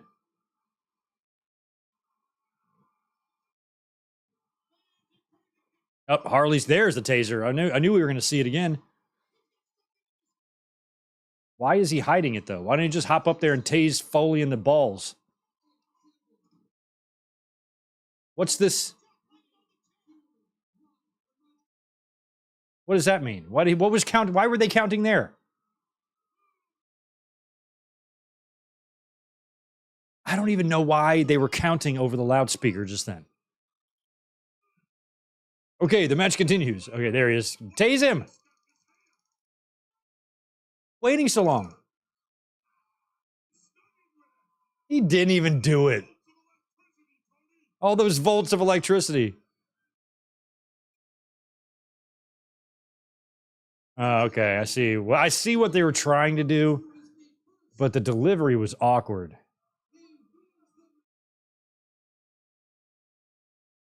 I'm surprised Foley didn't help tell Harley, like, yo, bro, tase me for real. Tase me hard like you've never tased anyone before. I want it to look good. He, like, turned it off before he even touched it on Foley. That was a wonky finish. That was not executed well at all. At all. Foley's got Harley. Double arm DDTs. Harley hit him hard, too. Now tase him.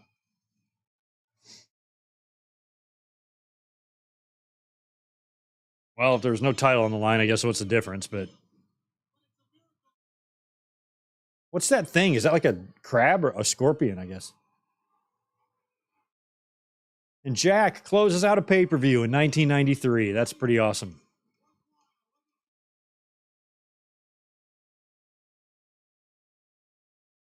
Tony's still breathing. We're all good. Oh, New York is up 9-7, by the way.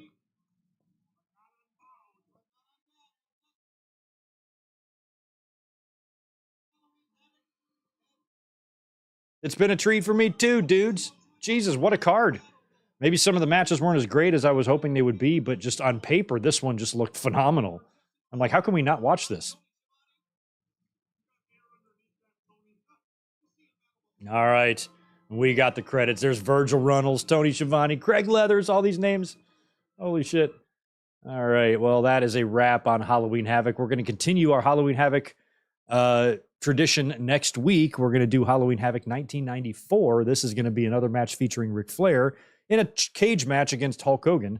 And this is going to be billed, I believe, as Flair's retirement, although he would come back on the scene shortly after. So we will continue with the spooky watch-alongs next week. Thank you so much for being here. As always, it was fun. I know we had a lot going on, and that's probably going to be the case until the end of the year. We're going to be doing these watch-alongs when there's football or World Series or something going on, but it's my night to do it, so it's a tradition here. So we'll be back next week for another one. Looking forward to it, and you're not going to have to wait long to see me because I will be back tomorrow night after Monday Night Raw for a big review. We'll talk about what's new and talk about tomorrow night's season premiere of Monday Night Raw, and the Crown Jewel card is looking pretty damn good. So join us tomorrow night for the podcast. We will see you then, and enjoy the rest of your Sunday night.